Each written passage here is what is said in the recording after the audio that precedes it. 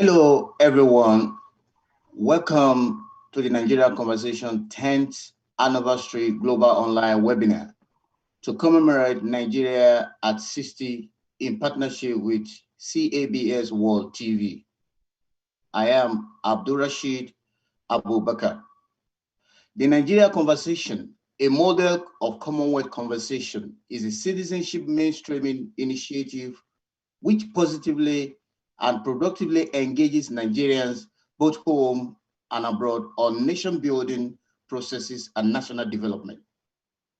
The conversation is a national and Nigerians diaspora platform created to promote citizenship engagement and participation in the nation's affairs and promote constructive and periodic interactions between Nigerian citizens across the world and the government of Nigeria. This is a public consultation and citizenship mainstreaming model designed for citizens' participation and engagement in policies and decision-making processes of the government of Nigeria. On 27 July 2020 marked exactly 10th year that the first ever Nigeria Conversation event was hosted in London, United Kingdom, at the Commonwealth Club, inside the former headquarters of Royal Commonwealth Society, RCS. The Foreign and Commonwealth Office UK, the Royal Commonwealth Society UK, National Assembly of Nigeria, Nigeria High Commission in London, and also Central Association of Nigeria in UK participated in the first launch of the Nigeria Conversation in the United Kingdom. Today, I welcome you all to the 10th anniversary of the Nigeria Conversation and also the global online webinar to commemorate Nigeria at 60. Welcome you all. I'm privileged and honored to also welcome you to today's event. The opening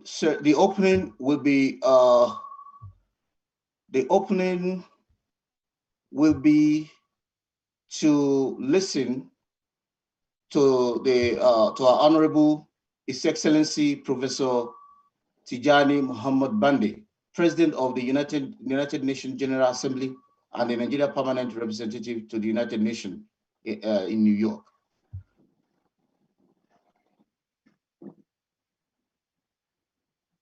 Your Excellency, Dr. Ahmed Lawan, President of the Senate of the Republic of Nigeria, Your Excellency, Dr. Kayode Fahimi, Chairman, Governors Forum, Your Excellency, Mr. Abdulrahman Abdulrazak, Governor of Kwara State, Your Royal Highness, Emir of Argungu, Alhaji Ismaila Muhammad Mera.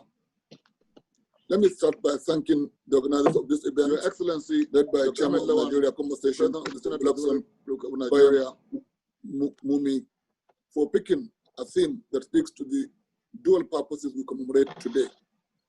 I congratulate Nigeria Conversation for its excellency and enrichment of Nigeria through dialogue, Chairman and Governor Cultural Exchange in the Your Excellency, Mr. Abdulrahman. Your remarkable growth through all these years demonstrate the growing confidence in this initiative.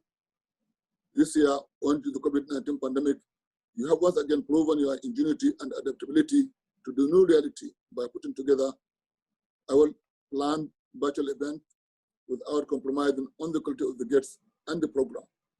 On this note, I sincerely extend my condolences to fellow Nigerians who have lost loved ones due to the COVID-19 pandemic, and I reaffirm my solidarity with those who are fighting the disease. Distinguished ladies and gentlemen, every anniversary is a special occasion. For any nation, such occasion offers the opportunity to reflect on its values and how well the citizens are upheld or relinquished them over time. Independence is for any nation a period of great expectation for peace, for progress.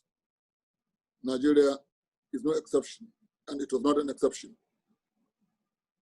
We were confident, vibrant, hopeful, and cold, and could only expect more good things to come for ourselves, for Africa, and for the world. medical experts, civil servants, security forces, and academics set excellent standards in their respective callings to the admiration of the global community. We remained in this regard a reference point for many. On the international scene, where I've had the privilege of being an active player in the last few years, Nigeria is a highly respected member of the global community. Last year, I was elected by the United Nations General Assembly at its 74th president. I assure you that such was achieved because of the decision of members to report their confidence in Nigeria, because they trust Nigeria. Indeed, only one of many compatriots of Nigeria playing important roles in a multilateral setting. Our country's reputable standing in international scene has been earned and maintained since independence. In Africa, Nigeria has remained the leading voice in regional affairs. Nigeria has stood for the continent, even when it was contending with its own challenges, to the admiration of many. Our goodwill in peacekeeping, for example, has remained unbroken regardless of the various governments over years. This was a follow-up also to the leadership of Nigeria in the decolonization effort for the continent. We have therefore thus earned the right to celebrate our independence 60 years on. Distinguished ladies and gentlemen, I'm certain that by commemorating our independence the 60 years today, we also must reflect on what we need to do more to not only celebrate like we have done before, but to celebrate even better.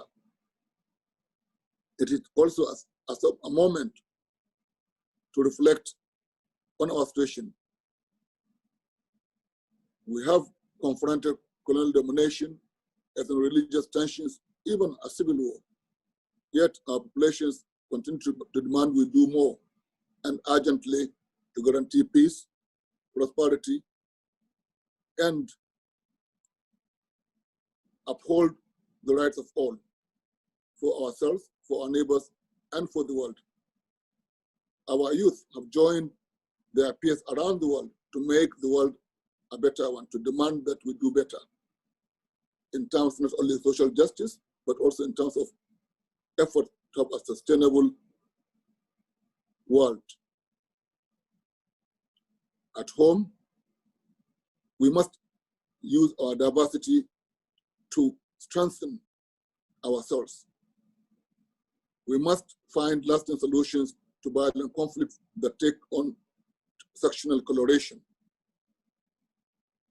We must therefore work harder to neutralize divisive rhetoric in our places of work, schools, communities, and in our politics as well. Distinguished ladies and gentlemen, 60 years may be a long time in the life of an individual person, but for a nation, 60 years is just really a very small fraction of what is expected for it to continue. For today, around the world, sustainable developments are the relevant point for policy formulation. We are already in the decade of action and delivery for the Sustainable Development Goals set for 2030. As a people, it is time we assessed where we stand in relation to achievement of these goals. 60 years ago, our population was barely just over 50 million. Today, our population is over 200 million. The world in 1960 was not the same, is not the same as the world in 2020. And this much we are very aware of. We must therefore focus on the questions relating to peace and security, human rights, and development.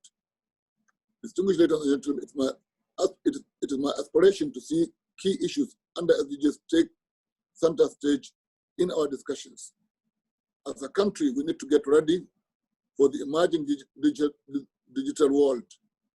as well as greener and cleaner efforts relating to energy and life in general. I must say that any conversation about the future of our great country without these issues being tackled will be that much limited. In this respect, I appeal to organizers of Nigeria conversation in the future to also include interactions on sustainable development goals as a way of galvanizing social energy for more effective action. Nigeria has an advisor to the president dealing with all these issues, and linking with that office will help. As we continue to raise awareness about our national issues, it is essential that you explore more avenues to build citizens' cohesion. This is one of the things that I must admit you have done very effectively. Throughout the decade you have operated, you have tried to understand our problems, to suggest pathways forward, and this is extremely important. I congratulate you for this. Excellencies, distinguished ladies and gentlemen, in the course of my presidency of the United Nations, I've consistently advocated for solidarity in multilateral settings. Today, I will reiterate the same appeal to you as we commemorate our independence as a nation. The Nigeria of our dream rests on solidarity and of various interest groups sharing a common destiny. I congratulate Nigeria for its achievement in the last 60 years amidst a highly challenging environment. Through many trials, it has been able to sustain the vision of the founding fathers and make Africa truly the center stage of its foreign policy. I'm confident that with solidarity we can achieve more than we have so far recorded. I commend Nigeria Conversation for its consistency in mobilizing the citizenry to engage with one another for the past decade and through three times. I urge it to continue to do this like it has done and to do it even better. I thank you for your patience and attention.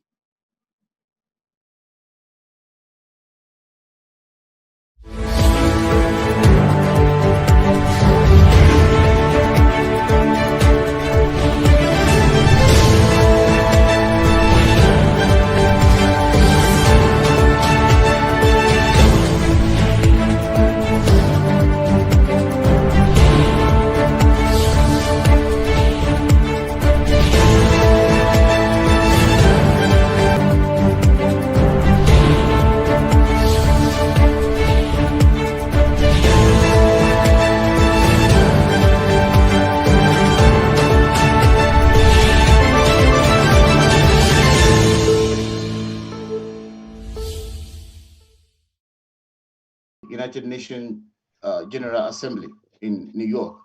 Having listened to the opening speech and declaration by His Excellency, I invite you all to join me in the recitation of the Nigerian National Anthem.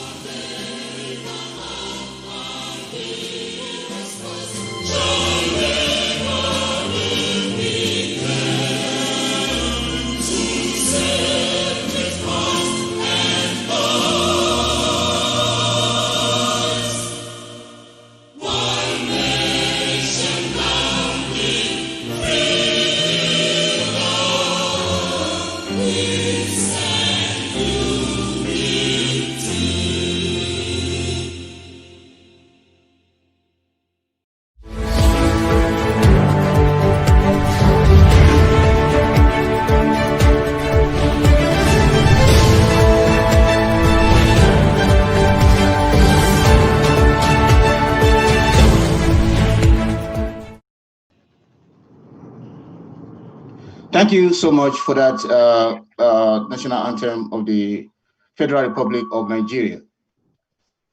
I would like to invite my co-moderator, Mr. Kehinde Alade from South Africa. At the same time, I would like to use this opportunity to welcome His Excellency Governor Abubakar Atiku Bagudu, Executive Governor of Kogi State, to of the Kerby Nigeria State. Of Kerby State. Kerby State. Sorry for that, sir. Executive Governor of Kerby State. Welcome to the Nigeria at 60 and Nigeria Conversation 10th anniversary. Thank you. And also, congratulations to you, sir, on the good work you are doing for the people of Kerby State. And also, again, congratulations for the award that is being given to you, that will be given to you today by the Nigeria Conversation during the commemoration of Nigeria at 60. Mr. Kehinde Alade, welcome. Thank you, Mr. Abdul Rashid.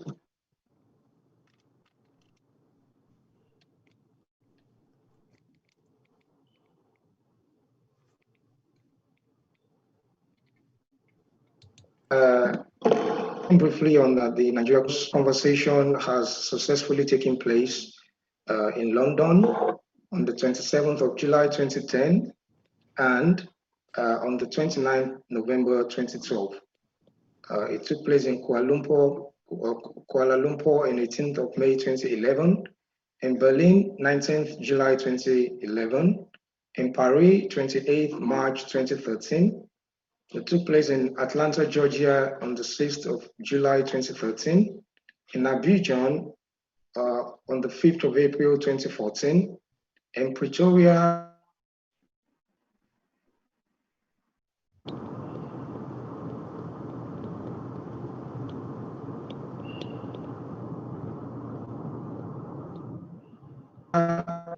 in January 22nd, in Abuja 18th of September 2010 and 28th of October 2019, in Washington, D.C. 23rd of August 2011 and 18th of November 2019. And these have been in collaboration with the support, partnership, and collaboration of the Royal Commonwealth Society in the United Kingdom, the Ministry of Foreign Affairs in Nigeria, Ministry of Information and Culture Nigeria, Ministry of Sports and Youth Development in Nigeria, British Foreign and Commonwealth Office in the United Kingdom, House of Representatives, National Assembly Nigeria, ECOWAS Commission's Secretariat Abuja, British High Commission Abuja, Nigeria, Nigerian Mission to United Nations, New York, USA, Consulate General of Nigeria in New York, Nigeria High Commission in London, United Kingdom, Nigeria High Commission in Kuala Lumpur, Malaysia, Consulate General of Nigeria in Johannesburg, South Africa, Nigeria High Commission in Pretoria, South Africa, Nigeria High Commission in Ottawa, Canada, Embassy of Nigeria in Berlin, Germany, Embassy of Nigeria in Washington, D.C., USA, Embassy of Nigeria in Abidjan, Côte d'Ivoire, Embassy of Nigeria in Paris, France, Consulate General of Nigeria in Atlanta,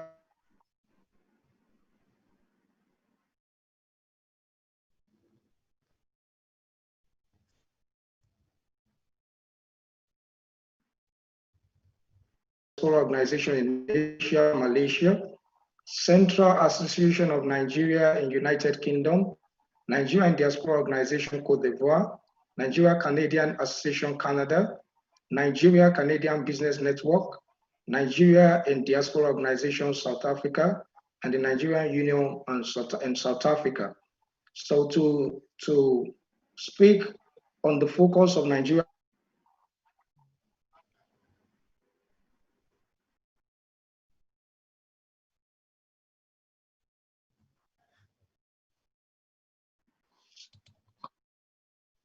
Conversation, the country director of the Royal Commonwealth Society Nigeria branch,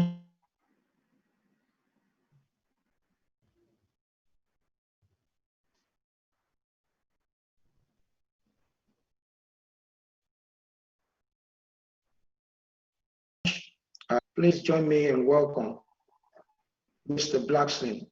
With me.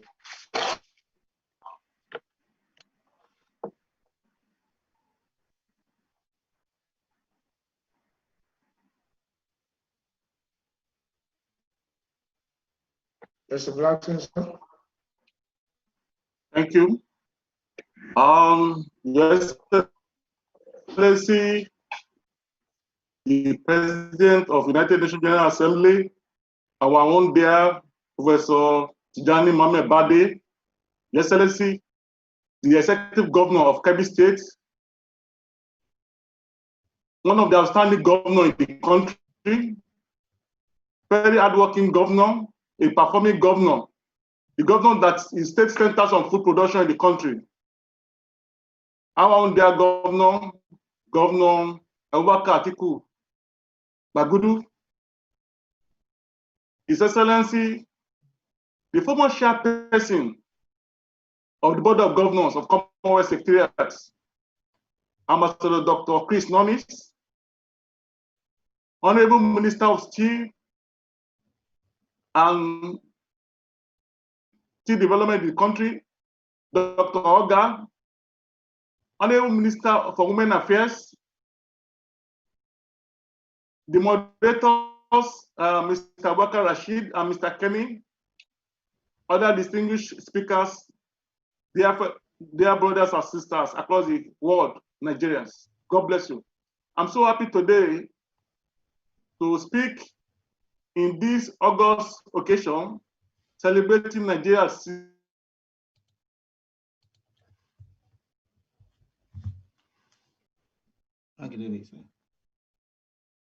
essentially, yes, we are celebrating the first edition of Nigeria Convention took place in London, where we celebrated Nigeria at 50, where we celebrated Nigeria 50.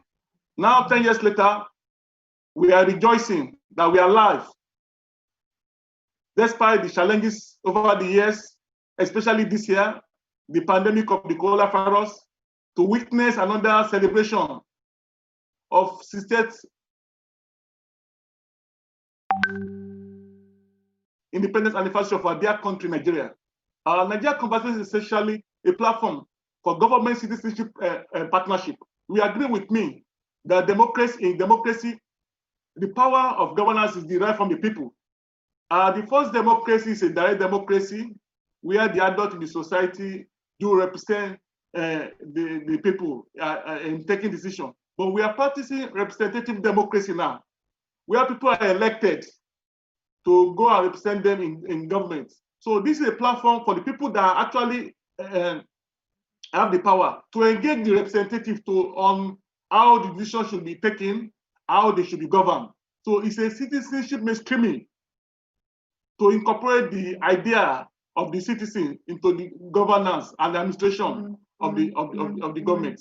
So essentially, Nigeria Convention focuses on constructive engagement. You will agree with me that rather than all these protests, all these crises, all these a lot of issues that's happening, we can look for a constructive way of coming together to discuss and look at the issues, how to move the nation forward.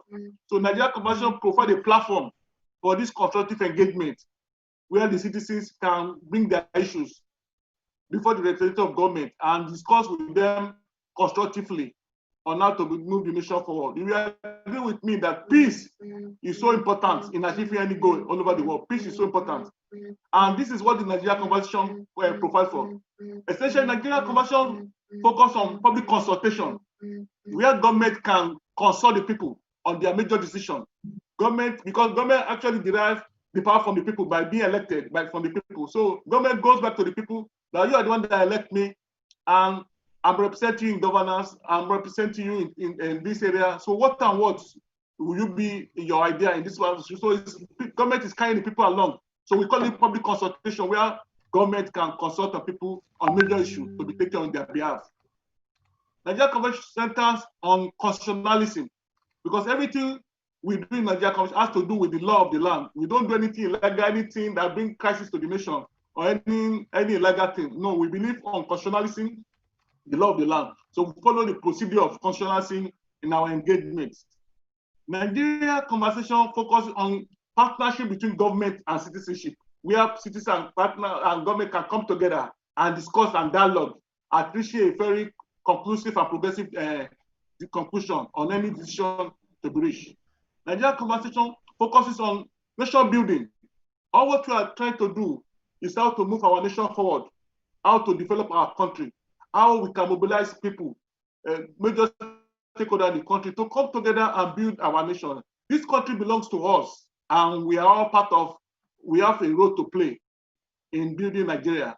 And again, Nigerian conversation focuses on national development, because whatever we are doing, if it's not resulting in national development, I think it's not good enough. So what we focus at the end of the day is to promote national development. And we have Nigeria for a Dream that has been adopted all over the world by various Nigerian diaspora all over the world, and at home too. We have people at home that really endorse Nigeria for a Dream. But I must say here that Nigeria for a Dream is not the role of the president alone to build. Nigeria for our dream is not the role of governor alone to build. Nigeria for a Dream is not the role of senator to build. Nigeria for a Dream is not the role of minister to build. Nigeria for a Dream is for the role of all Nigerians coming together to build. As Nigeria is celebrating its state independence anniversary, and we encourage all Nigeria to come together and play their responsibility. Everybody has a role and obligation to play in building the Nigeria for a Dream. So I just want to appeal to all Nigerians that we should come together and build the Nigeria we want to see. And you agree with me that when we say better days ahead, so better days ahead does not mean that there's no challenge now, or does not mean that there was no challenge. So when we talk of better days ahead, that means there's a challenge now, and there was challenge yesterday, but we are not focusing on the challenge now, or we are not focused on the challenge yesterday. We want to use the challenge yesterday and challenge we are facing today as an experience that we can learn and come together as a nation and build the nation that we are all proud of. I want to welcome all of you once again to this event. Thank you, and God bless you. Happy celebration. Thank you very much. Thank you so much, Mr. Thank you so much, Mr. Blackson Bayomi, for that very brilliant speech. I would like to invite His Excellency Governor Abubakar Atiku Bagudu, Executive Governor of Kerby State, to give his goodwill message and send his sincere appreciation to Nigerians all over the world. His Excellency. Thank you very much, Abdurrashid, and thank you for inviting me. And let me say a big hello to everyone there, Nigerians all over the world. In particular, my brother just finished speaking, Professor Tijani Bandi, the United Nations President of the General Assembly. Then, indeed, all Nigerians, and I congratulate our President Muhammadu Buhari, and indeed all Nigerians that yet again we are celebrating Nigeria. For me, somebody who was born in 1961, I know what it means to be 60 because I'm looking after it. And Yes. it's a big, long journey, and I congratulate all our country men and women. Nigeria at 60 is indeed worth celebrating, and we have done well as a nation. We, like many other nations, are accidents of history, but it's an accident that is serving us well. We have, in spite of our diversity, in spite of our challenges, we are building a nation, we are building a country. We have contributed to global prosperity. We have contributed to global peacekeeping. We participated in institutions that have been set up by the World Order, the United Nations system, the World Bank, the IMF, in order to demonstrate our commitment. Our men and women, even before independence, have served in world wars. We have served in numerous peacekeeping efforts. Nigeria has been in the forefront of liberation of countries within the continent and outside the continent. So, in terms of pride in the world, I think we have every reason to be proud and to look at the future with confidence. We are not where we want to be. our economy is small. If one to take data from 1999 to date, our budgets have been under the highest has been is less than 40 billion US dollars for a country of near 200 million people, compared to other countries with 200 million people like Brazil, whose budget is in excess of 600 million US dollars. That's our biggest challenge, to how to build an economy, a world-class economy that will include everyone. It's a painful reminder that few years we saw the British voting for Brexit because people, despite successes, despite growth in some industries, are unhappy and are not leading meaningful lives, and they protested by Brexit. So it shows that an economy, for it to bring peace, must include everyone, and including everyone, the farmer, the fishing community, the animal husbandry, the small trader, and everyone, is what will provide more employment, more income, more opportunities. What our young men around the world want is for us to give them platform for them to take on the world. And we can only do that as a united nation. And luckily, we have all the ingredients in place. Today, we have a president who have participated in civil war to keep Nigeria together. Today, we have a president whose transparency and call for accountability is not in doubt. Yes, in the last 5 years, we have been in the grip of economic meltdown. But in spite of that, the resources are being better managed. Today, infrastructure works, railway, pipelines,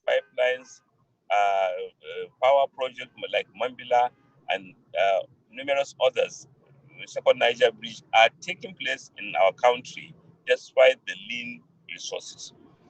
What that calls for is to appreciate our endowment. Today, we are a nation, yet in spite of coronavirus pandemic, we're a nation that is able to feed itself because of the choices we make. And certainly, there are many other choices we can make, and the platform has been created. Today, we are celebrating Nigeria at 60 in a virtual way, so that we can communicate with each other, participate in each other's life, find markets for each other, hold each other's, encourage capital to come to Nigeria so that it can have better returns, and Nigerians will be the better, will all be the better for it, and will contribute to the world. So my message, maybe rather long, is to congratulate all of us and to appreciate the blessings, the providence that has put us together, and to urge that we should focus on the central goal of building a bigger, better society that works for all. I thank you very much and congratulate all of us once again. Thank you. Thank you so much, His Excellency Governor Senator Atiku Abubakar Bagudu, Executive Governor of Kerby State of Nigeria, and he's also one of our award recipient today, the Nigeria Conversation Award recipient today, Mr. Bayewumi, who is the convener of the Nigeria Conversation. Mr. Blackson Olasheni Bayewumi would like to say a thank you to His Excellency. Your Excellency, I want to really express our sincere appreciation to you for honoring our invitation. Despite the situation in your state, because we know there's some flood that took place in your state. Essentially, I did my NYC in Kerby. Oh, that's I did my great. NYC in Kerby in Busa.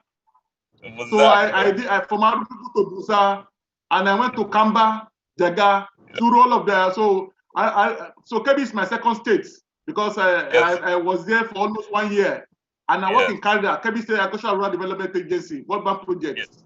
Okay. So I was there, Kerby, so I was there over 20 years ago, and I really enjoyed my staying there. And they gave me title Abubakar Arewa when I was in Kerby. So I want to really commend you for the good work you are doing, especially in food production in Nigeria. Thank you. Abubakar Arewa. I want to really commend you for the Arewa. good work you are doing in Kerby State. I want to really commend you for the good work you are doing, especially in food production.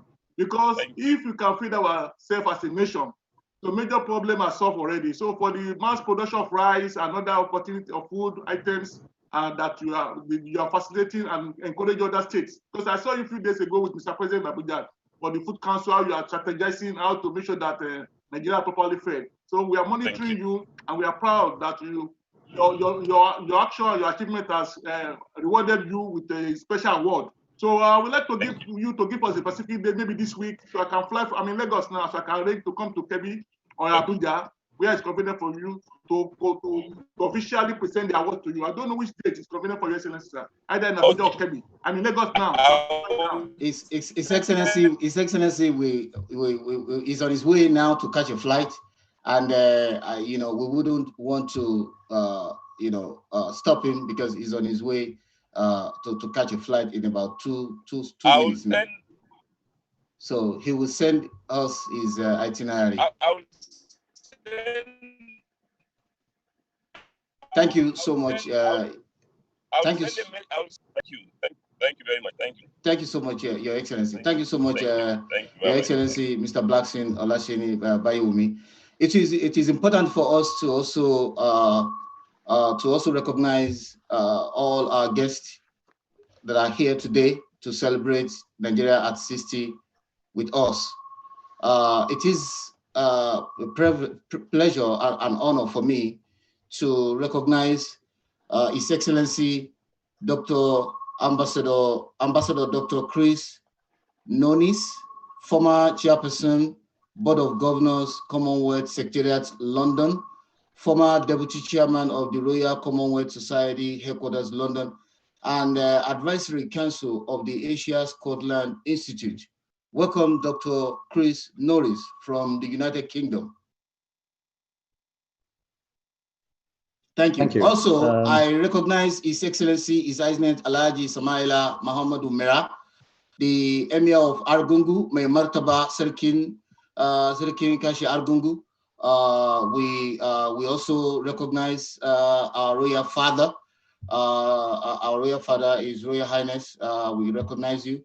Also, we recognize the Special Advisor to the President of Nigeria on Media and Publicity, Mr. Femi Adesina, who will also be joining us on this show. We also recognize the presence of Nigeria Senate President, Senator Ahmad Ibrahim Lawal, National Assembly of Nigeria, who will also be joining us shortly. We will also like to recognize the presence of our Honorable Minister, Dr. Okechukwu Samson Oga, OON FCA, Honorable Minister of State, Ministry of Mines and State Development of Nigeria, is also among our guest speaker. And also, we would like to recognize the presence of one of our powerful brothers in the diaspora, King Wale Adesanya. He's the Executive Director, NCBN in Canada. I also welcome you. Now, I would like to welcome Mr. Kehinde Alade to take over. Thank you very much, Mr. Abdurrashid. I will be speaking briefly on youth, nation building, and national development after 60 years of independence.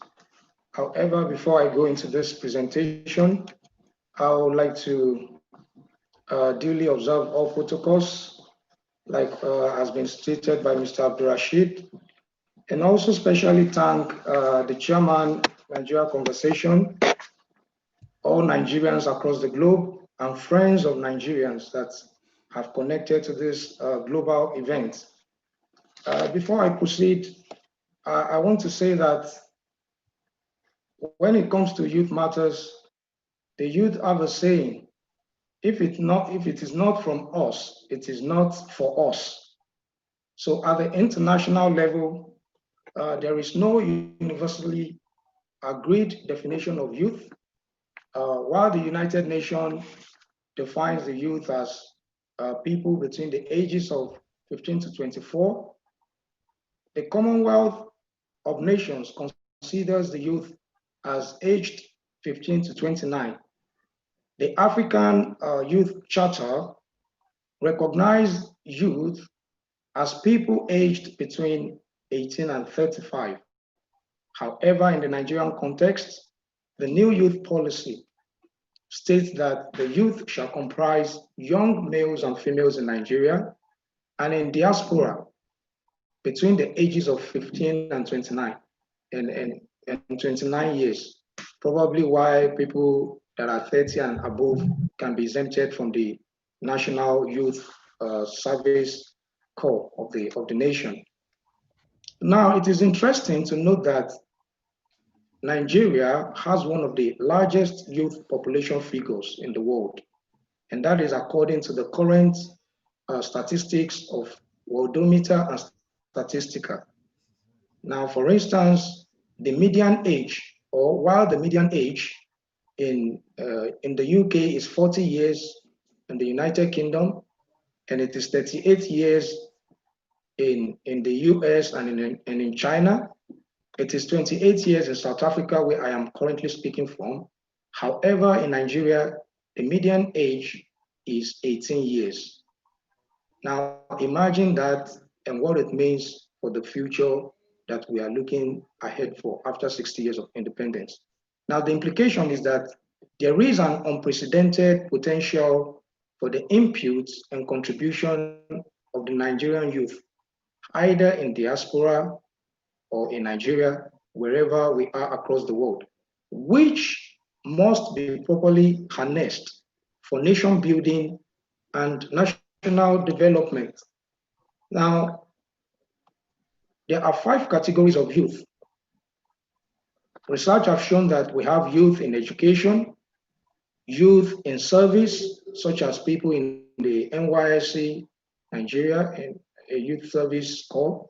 We have youth in training, we have youth in employment, and youth not in education, service, training, or employment. Now, these are the idle youth, and as the saying goes, that the idle mind is the devil's workshop. They can be dangerous, or they could be dangerous. Now, what are the priority, or what should be the priority for youth? Youth want to have functional education. Youth want to be gainfully and skillfully employed or self-employed. The youth want to stay healthy and raise healthy families.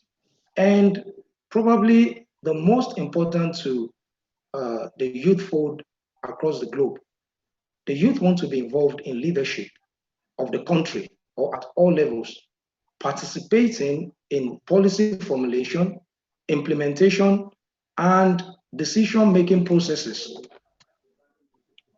As we look ahead after 60 years of independence as a country, I would like to make the following recommendations to government at all levels in Nigeria and also to the youth. But first, I would like to speak to the government at all levels. Now, it is commendable, and I would respectfully acknowledge some efforts of the government of Nigeria in some quarters in this direction. However, there should be more youth engagement and participation. So please, government at all levels, give the Nigerian youth more opportunities and more responsibilities. There should be more youth engagement and youth participation in policy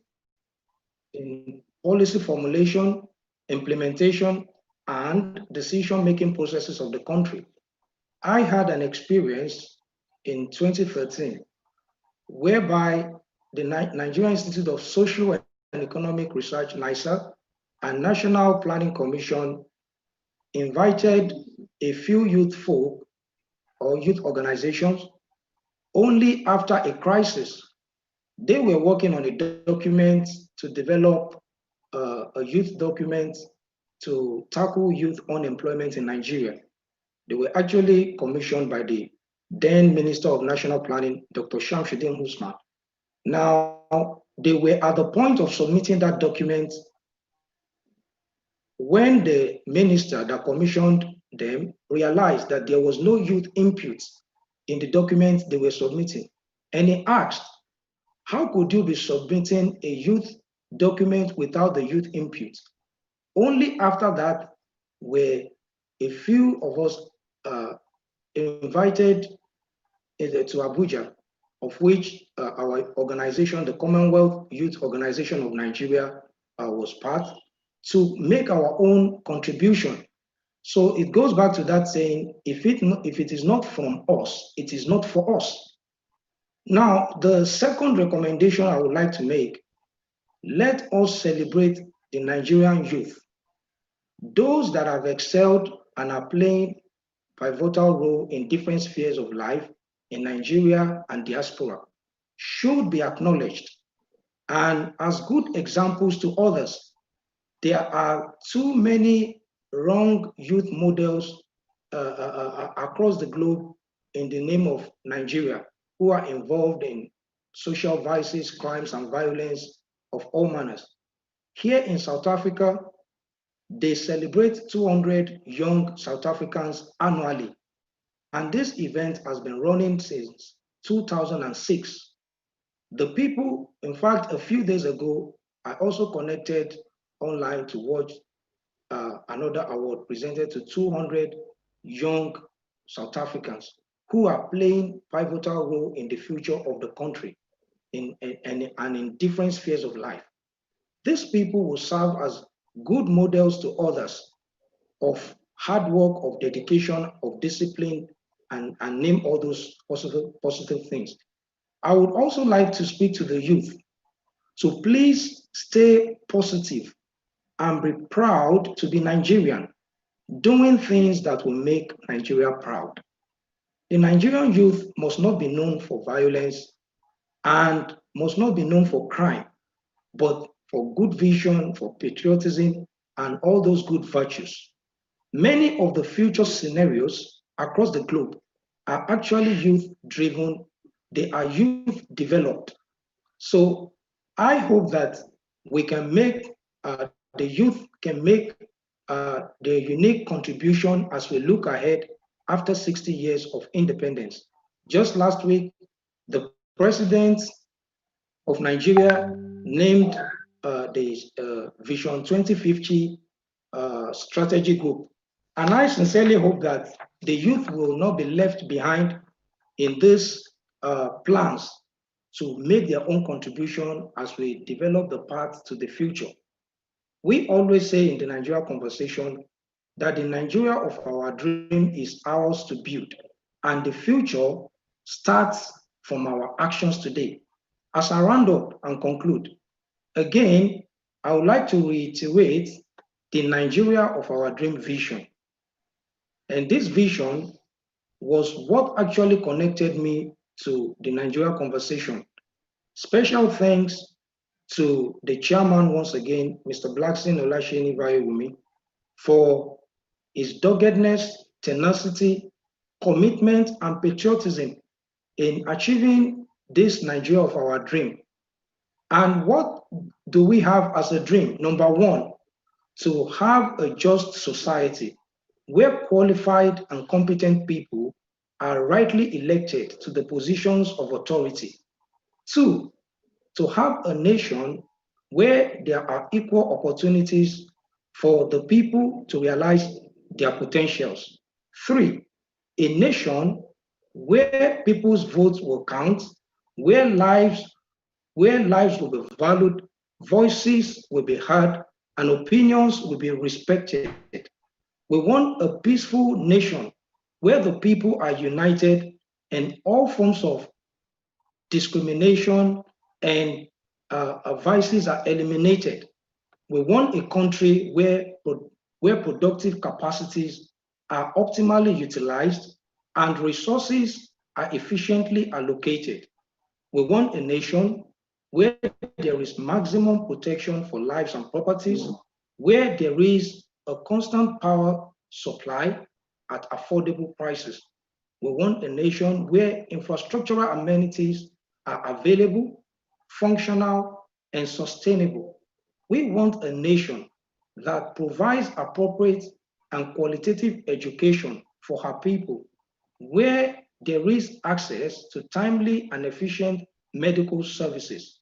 We want a nation where the law is supreme and everybody is equal before the law, where offenders are punished according to the law of the land and innocent people are not unnecessarily suffering from offenses that they never committed. The Nigeria of our dream is ours to build. The future starts from our actions today. I thank you and God bless Nigeria. Thank you so much, Mr. Kehinde Alade from South Africa, for that brilliant presentation. We will continue to engage with you further on the Nigeria conversation. I would like to read a mode of engagement for today's conversation. Constructive and progressive engagement, no abusive language, no hate speech, but peaceful, intellectual, solution-oriented, and constructive engagement. This is what we are going to allow on this platform today.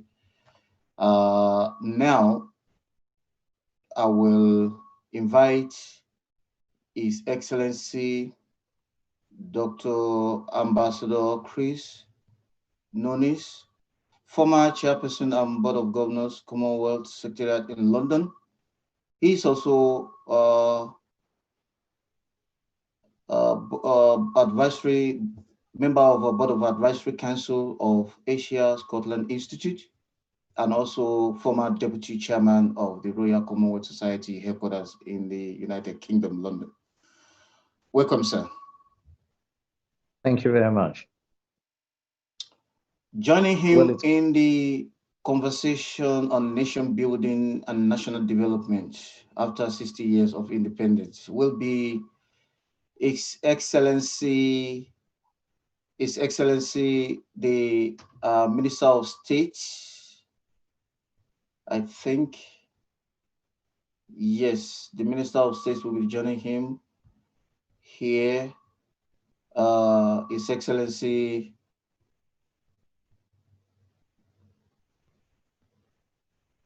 yes, I get his name. I'm getting some messages from him, that's why. Dr. Ukechukwu Samson Oga, ONFCA, Honorable Minister of State, Ministry of Mines and Steel Development of Nigeria. Welcome, sir.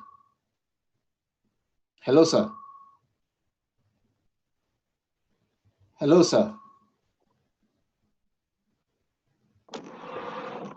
Okay, let me take on Dr. Chris, and we will wait for His Excellency to join us afterwards. Dr. Chris. Yes. Okay. Welcome, Minister. Can you hear me? Yes, I can hear you. Rashid. Yes, sir. Okay. Okay, His Excellency is here. Dr. Ukechukwu Samson is here with us as well. I think I would like King Wale Adesanya from Canada to also join in this, to join us in this panel as well. Hello, how are you? Good. How are you, sir? Very well. Thank you very much for what you're doing, the great job that you're doing so far. I've been listening. Thank you so much, sir. Yes, sir. Good panelist. Yes. Thank you, sir. So we are now on national development discussion. I would like to first invite His Excellency to open the floor. Dr. Chris. Well, firstly, let me thank you very much. It's been a great privilege to have been invited to say a few words on this wonderful and momentous occasion. And I must congratulate take the opportunity to congratulate His Excellency the President of Nigeria, Pleasure. all the many distinguished panelists on this. I'd like to also really congratulate the chairman, Laxton Bayumi. I've known him for a tremendous number of years, time at Royal Commonwealth Society, almost every workshop, every international conference that I can remember. He's been probably the quintessential Commonwealth ambassador, and he's always had been an ardent advocate and a passionate advocate for Nigeria, for your country. And I think he has developed a very nuanced understanding of the value of connecting with the diaspora. So I must say congratulations to him, because I've seen him over maybe 15, 20 years. And I remember being asked to speak at the Royal Commonwealth Society at one of the Nigeria conversations so many years ago.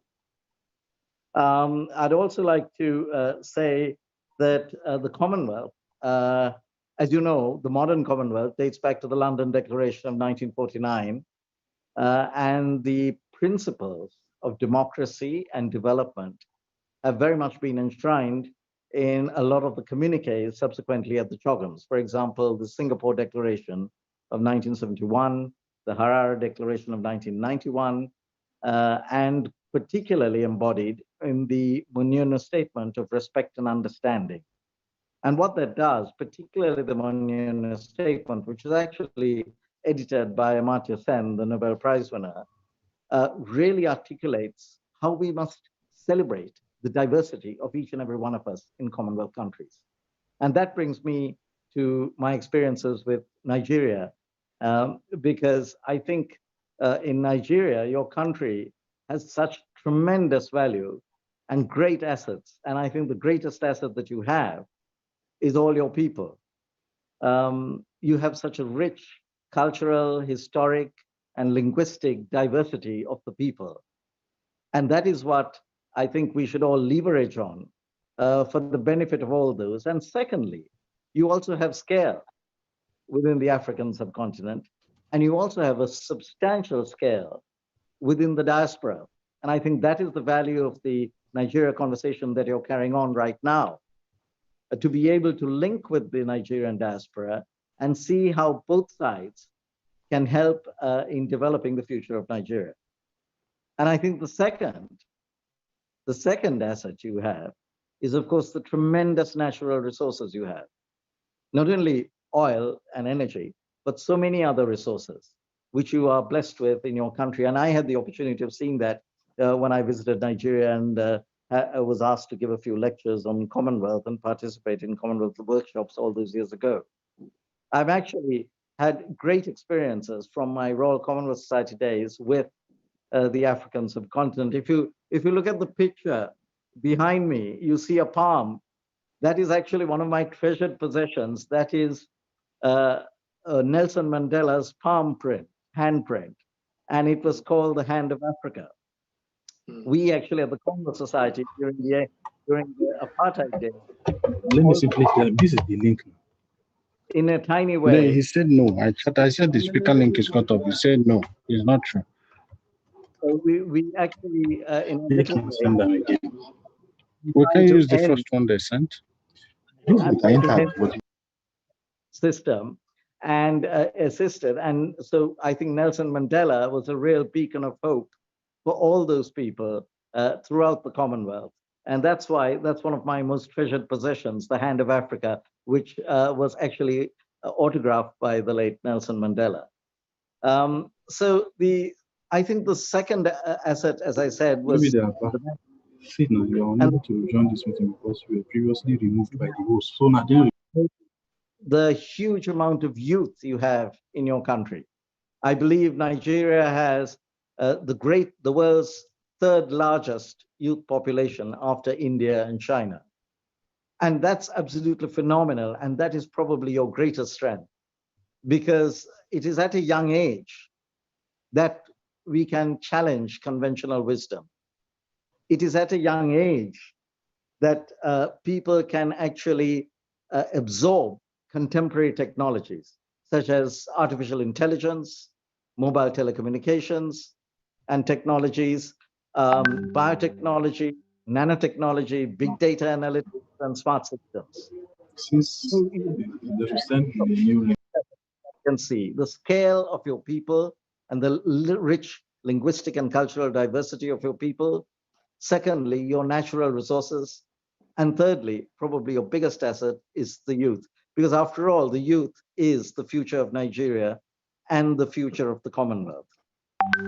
Now, the final point I'd like to make is that in the COVID-19 era, you were unable to join because you were previously paradigm shift in the way all countries will develop in the future. And from a Commonwealth perspective, obviously, COVID-19 has affected all of us in so many different ways. But what we learn is that for the future of our Commonwealth countries, we have to concentrate on four predominant things in the post-COVID-19 era. Firstly, the security of health. Secondly, the security of food. Thirdly, the security of energy. And fourthly, the imperative of digital transformation. And to me, Nigeria has all four. The mere fact that our chairman has convened this over so many years and we're having a virtual meeting demonstrates the value of digital transformation. So I think in the post-COVID era, Nigeria, having all four of those, is suitably and eminently placed to play an even far greater role in the future within the Commonwealth and to be at the forefront of a really equitable and inclusive globalization. So I think with that, I think that I would like to congratulate all of you on Nigeria at 60. And I know that you will play an even greater role within the Commonwealth in building a truly citizen-centric Commonwealth. Thank you very much, and God. Thank you so much, Dr. Ambassador Chris Nunes, for that wonderful presentation to the global Nigeria diaspora all over the world. Thank you so much for that brilliant presentation. Don't go away. We will present questions from our viewers to you shortly. Let me go to King Wale Ade Sanya for his presentation to add to Ambassador Doctor's speech before I invite the minister.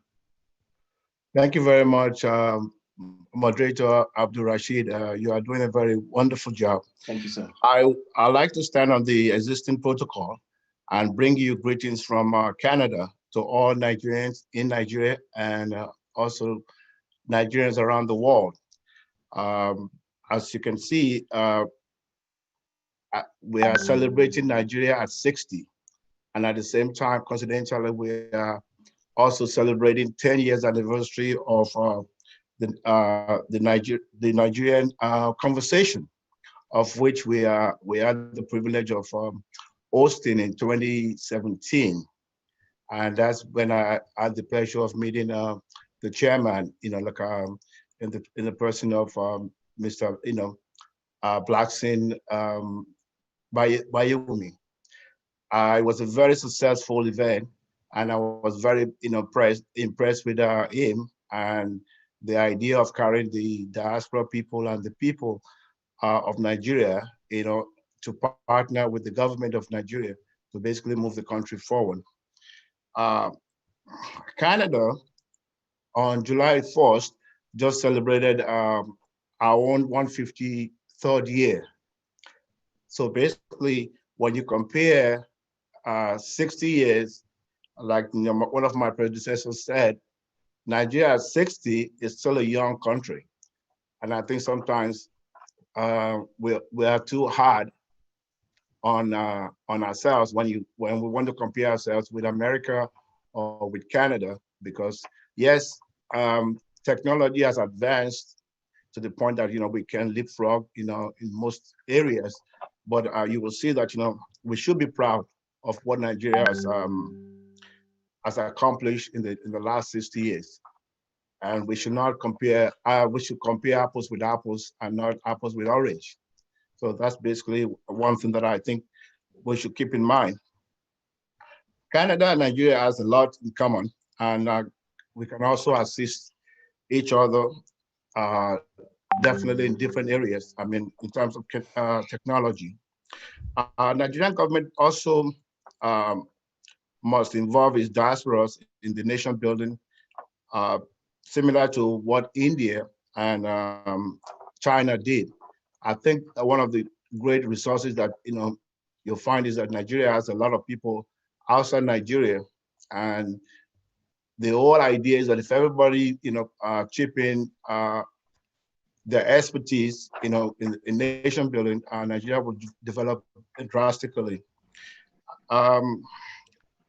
We're happy with the launch of NITCOM, that was launched last year, headed by Honorable Abubakar Dabiri, who is the chairman and CEO of the commission. And I think with that launch, and in partnership with what the Nigerian Convention is all about, I think basically we're going to be able to get a lot of input and representation by the diaspora people.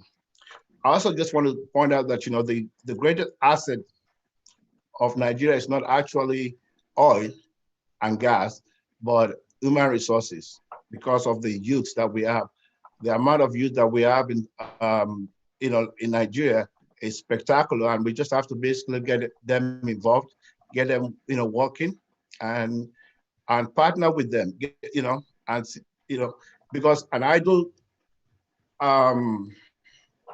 youth can either be very effective or can be very dangerous. So we have to basically be mindful of that, and we have to engage the youth and create job for them. So basically that's what I would like to do. I like to answer any of the questions that will be presented. I represent I'm the national chairman for the Nigerian and Canadian Business Network. Our goal is basically to encourage bilateral trade between Nigeria and Canada. We are in partnership with the Nigerian Diaspora organization worldwide. And we're here to support any initiative that the government has, and we'll try our best to to harness the resources that we have in every country that we are situated in. I've been in Canada for over 40 years, so I believe that by engaging the people that are on the ground, it will be a lot easier for Nigeria to get things done easier, because we are also involved with the Canadian government and the Nigerian government, so it's a lot easier for us to bridge the gap and do a lot of translation. So basically that's what I want to thank the organizers of this event. I think you are doing a great job, and I'll be happy to answer any questions. Thank you so much, King Wale Adesanya, National President, NCBN in Canada. Thank you so much for that interesting presentation as well.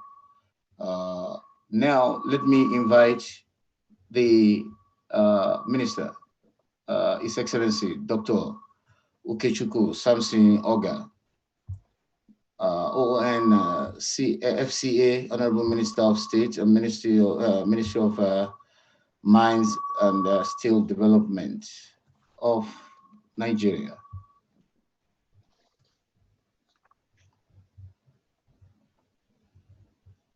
Hello, His Excellency.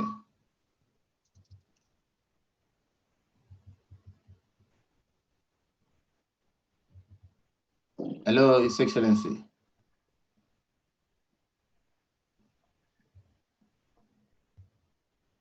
Hello, His Excellency. Prince.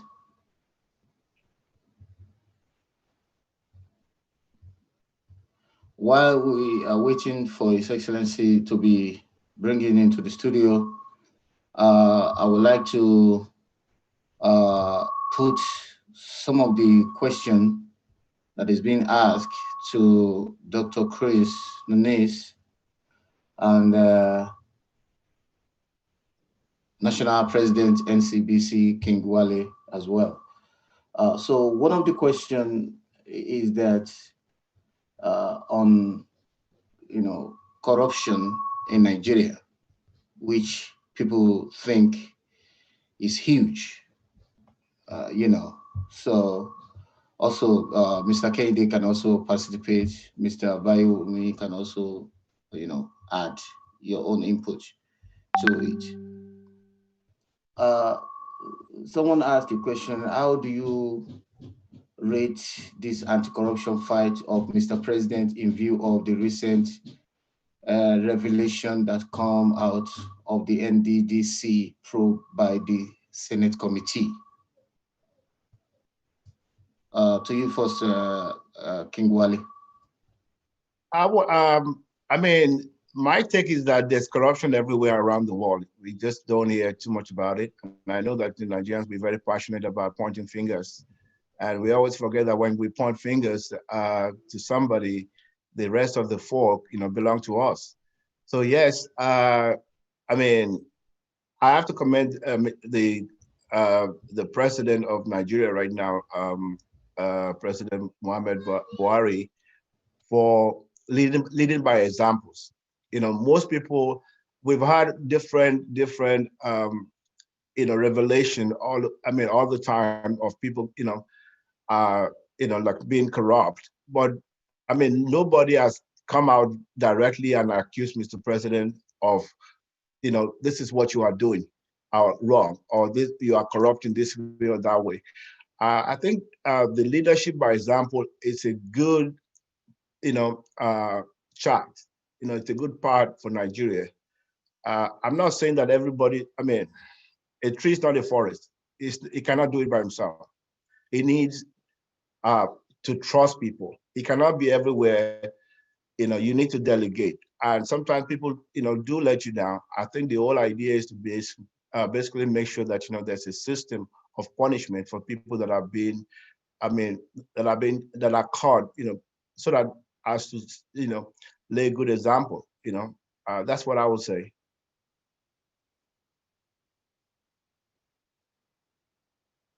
Thank you very much, King Wale. Is Dr. Chris ready for some comments on this question? Well, Dr. Chris I don't think I'm qualified to comment on in Nigeria itself. Say one of the great leaders of in Commonwealth, who was Lee Kuan Yew, the Prime Minister of Singapore. Now he said that what he did was that he felt that so many people at some stage would be tempted, and then what he did was ensure that all those in civil service, all those in government, were actually the appointments were made firstly on meritocracy, and having ensured that people, sufficiently educated people, get into key posts, which can determine what contracts are given and all the rest of it. He then ensured that these people were amongst the highly paid and certainly remunerated as high, if not higher, than in the private sector. In fact, I understand that the Singapore Prime Minister is one of the highest paid in the world. So by ensuring that a government sector was on par with the private sector, it reduced, and by ensuring that it was based on meritocracy, it reduced the opportunity or the need for people to succumb or be tempted by other means. And it also ensured that people had a genuine desire and a sufficient educational background and a genuine desire to be able to do something with the country's interests as paramount. So he was one of the great leaders who really made it a meritocratic government and took his country from over 10 times the per capita income in a short space of time. Thank you so much, His Excellency. Also, Mr. Kennedy, do you have anything to add shortly? One or two words? Well, I would have preferred my chairman to do the talking around this, but I think Dr. Chris have well spoken, and King Wale as well. We need to learn from the models that are working out there and adopt and even adapt their own system to what we are doing going forward. So thank you very much. Thank you so much, King Wale and Ambassador. Another question, let's go to the second question. The questionnaire said that, do you think the Nigeria Federation is working when the suspicion between the federating states, when there are too many suspicions between the, so the person is technically asking if you, the panelists, think the Nigeria state we currently have is working. Dr. Chris. Sorry, I didn't get.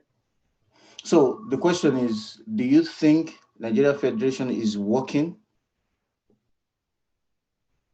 The person said when there, there are suspicions between the federating states, between Hausa, Yoruba, Igbo, the level of trust among different groups is not 100%. Okay. So there are enormous suspicion among them. Well, so I do you think the country is working? I think it's important to address, this is a perennial problem in so many different countries, okay, where we have a huge diversity of backgrounds, of cultures. And people, it's a question of identity, how we identify ourselves. And as human beings, people often want to belong to a team, a football team, a cricket team, one team or another. And they see the other person as different. And when they see the other person as different, they then tend to rival each other, particularly when they get into so-called teams. Now, the point about identity is that we don't require that alone. What we need to do is, rather than be suspicious of each other, not cooperate with each other, we need to understand that the greatest wealth in many developing countries and many Commonwealth countries is actually the diversity. So rather than being antagonistic towards diversity, different classes, different religions, different economic groups, different backgrounds and different cultural backgrounds, we should actually start celebrating it. Because once we celebrate the diversity of different people within a country and unite, that's when our country will become really rich. So we need to, rather than have the fear, we need to replace fear with actually celebration. And that's something that I was alluding to, even when I mentioned earlier on. The great thing about Nigeria is you have such a cultural, linguistic, and religious diversity. And that should be celebrated. Because when you celebrate it, you realize that that is a great wealth of the country. It's actually the diversity of your people that is the wealth. And that goes for many Commonwealth countries. But people from outside sometimes try to divide. So it's better to celebrate the differences. And then you will have people working together, always. Great. King Wale, what do you say to that? What's your take? I will say that, the infighting, it's based on let's go back to, in 60 years ago, independence. We started with a similar system of government like we have in Canada, which is the parliamentarian system, whereby there's, representation from very diverse regions. So everybody have input, on a daily basis when Parliament is sitting. And I believe it was after the military takeover that we now decided that, we're going to go to the more expensive American system, which is basically the presidential system, of which the winner takes all. In Canada, everybody feel represented in parliament because they have their own people, and at any election, you can trigger the, like, you can trigger, similar to what Britain has, if you don't like the way the government is going, you can, trigger an election and go back and take, either kick them out or whatever. But with, presidential system, the power is concentrated to the presidency, and you have the, you have the executive, that is there guaranteed for 4 years. So whatever the misbehave or not, you have to wait for 4 years to be able to make that correction. So when people are, crying, about, ethnicity and all that, I understand that. I understand that people might feel that they're underrepresented, but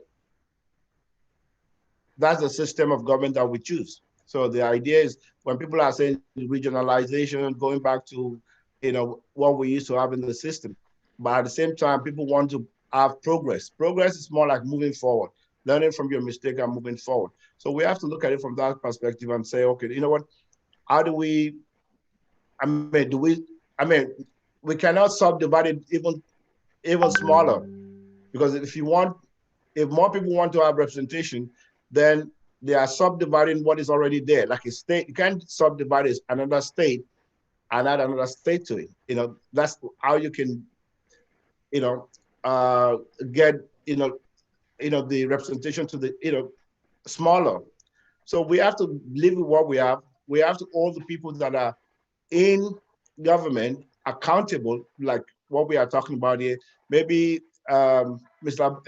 Bayumi should think about doing a tour of all the states and engaging the people and the government together, because we have local government too. We have, but if you're not holding your local government accountable, you're not holding your governors accountable, and you focusing all your energy and blame it on the president, that's, diversion tactics, So you just blame the president and nobody cares about what I do locally, or, and so the president is not spending all the money. The president is, governors get their own allocation. What are they doing with it?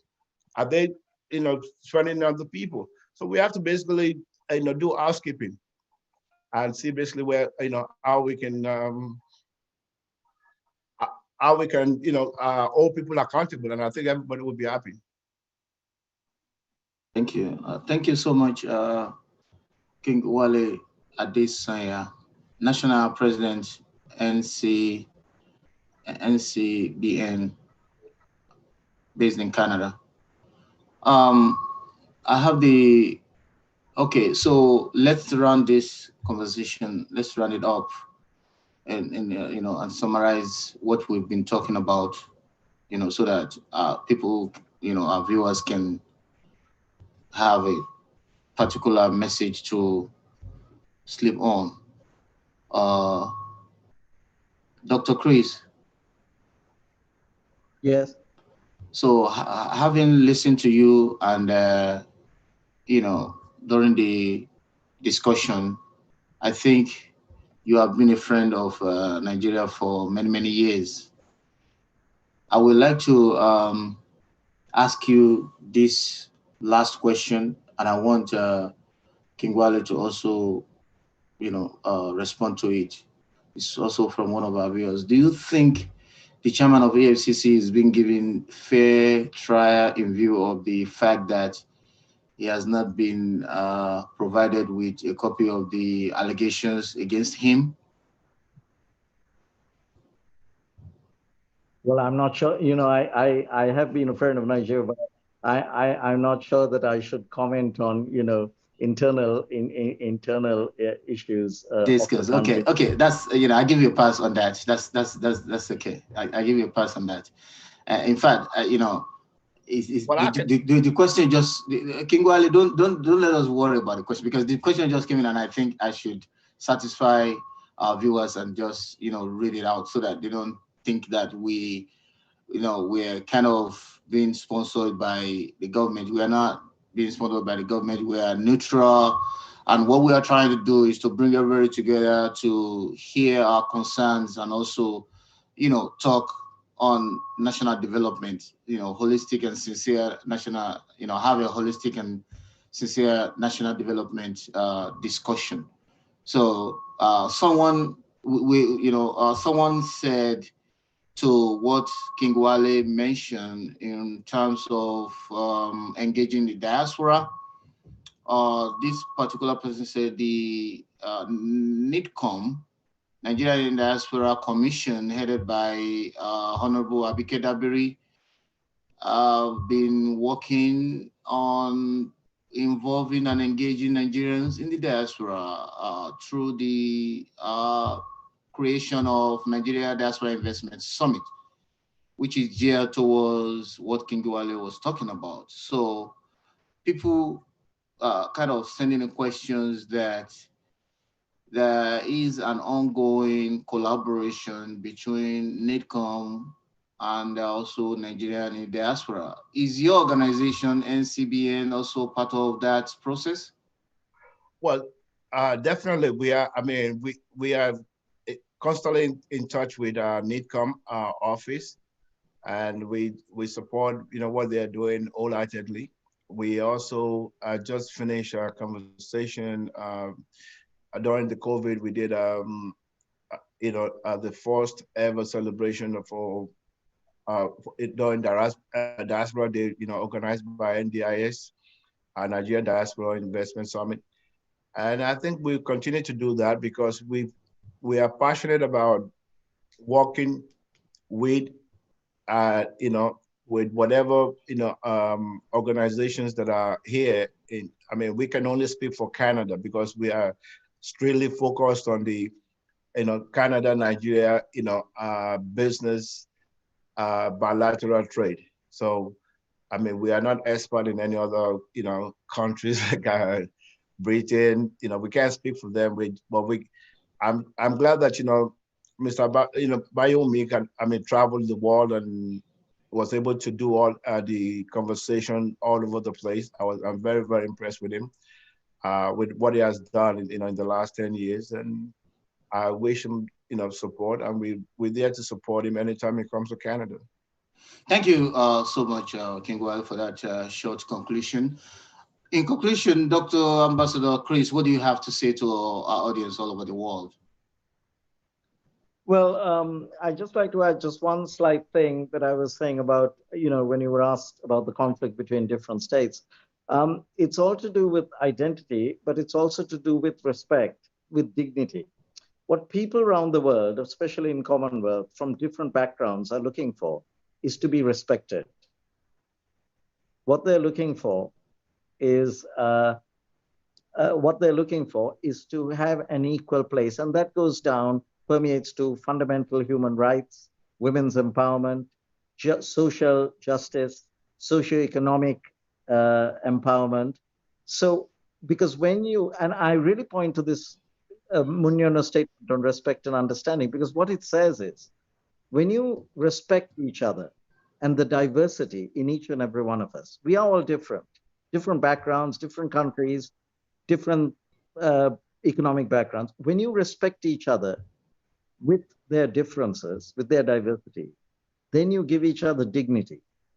And when we give each other dignity is when we will ensure a durable and long-lasting peace in all our countries. And that's so important. And so what we need to do with each other throughout the world, and not only Nigeria, but in all Commonwealth countries, is respect each other's differences and give each other dignity. And also, when our countries develop economically, it's up to us to ensure that everyone, rich and poor, are actually beneficiaries of the economic growth of the country. Because then we will ensure that everything is shared equally. So the point is, respect each other's diversity, we'll give each other dignity. When we give each other dignity, we'll ensure a durable and long-lasting peace in Commonwealth, and it'll give the opportunity for all our countries and all our people to develop.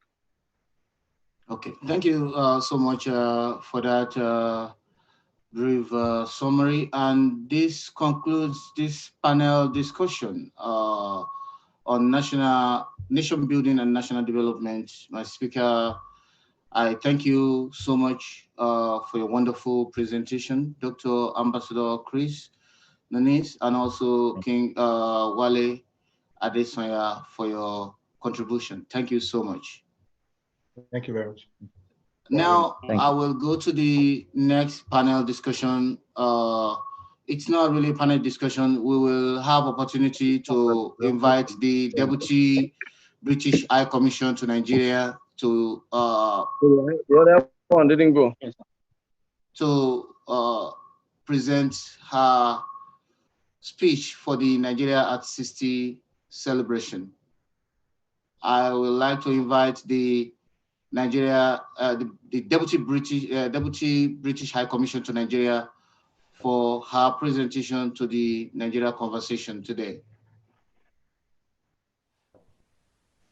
Hello, everyone. Over to the studio. Can you please bring in I'm the British Deputy High Commissioner to High Nigeria. Commission?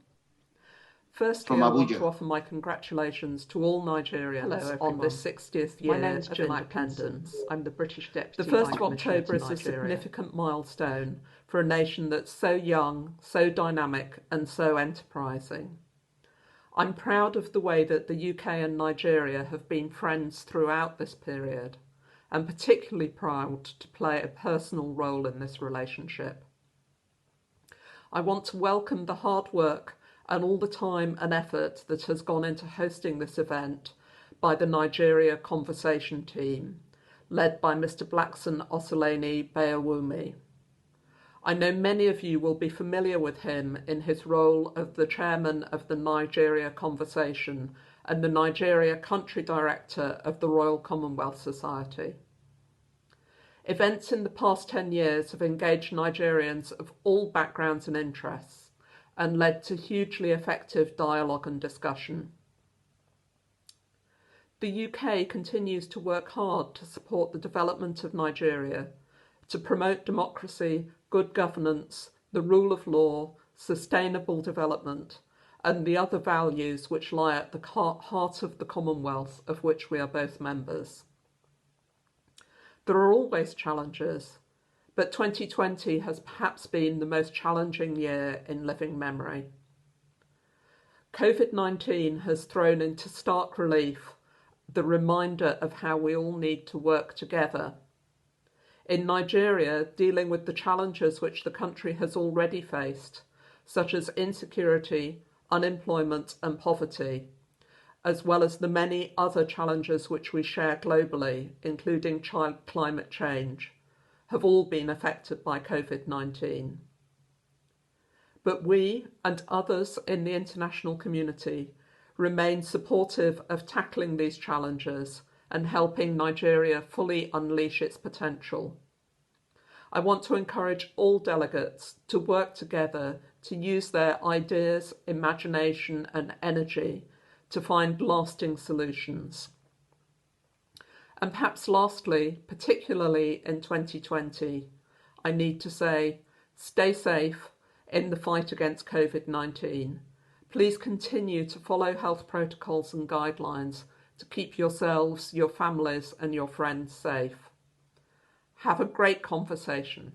Thank you.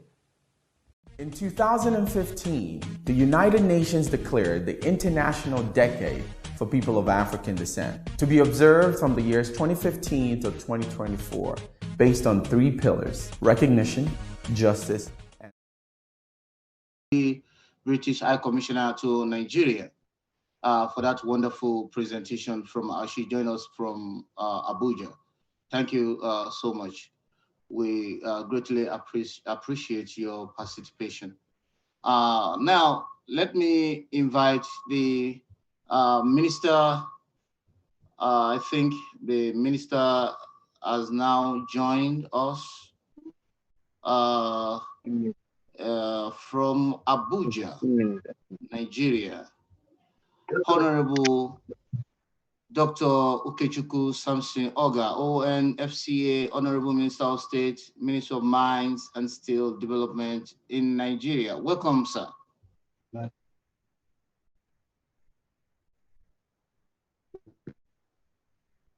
It can't sound like that. Anyway, Yes. Rashid. Yes, sir. How are you, sir?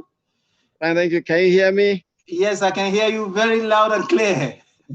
Thank you so much. And I want to congratulate you for this awesome, wonderful program which you have organized and which is very, very educative and interesting. And I believe at the end of the day, we'll be able to say that as a nation, as a people, we are happy because we are going somewhere. Thank you so much. And on that note, I want to, His Excellency, the President, United Nations General Assembly, His Excellency, Governor Abubakar, Bagudu, all the ministers, the conveners. Well, let me stand already existing protocol because of time.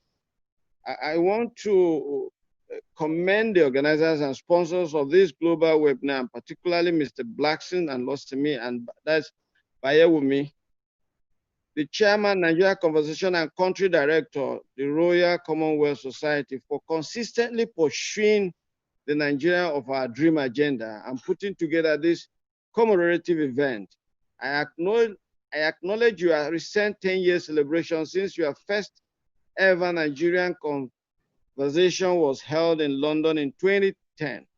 It's been a year plus now since the president appointed me as a cabinet minister of the Federal Republic of Nigeria, precisely 21st of August, 2019, and assigned me to the portfolio as a Minister of State for Mines and Steel Development to work together with my brother, Architect Olamileko Adegbite, the Minister of Mines and Steel Development. And I want to say that the president has been able to reawaken our spirit as Nigerians, with his, constant persuasion and drive to use the agriculture and the mining sector as a diversification agenda in order to stabilize the macroeconomic of this nation in driving industrialization, ensuring energy sufficiency, improving transportation and infrastructures, amongst others. And he charged us in the ministry to ensure at the point of resumption, with the responsibility of implementing the following priority projects, which has to do with streamlining application processes and significantly increasing private sector investment in the mining sector. Because you can understand that Nigeria, if we bring in the private sector, that will help for creation of jobs, because what the president has done is to create an enabling environment with regulatory and framework and the legal framework for the mining sector.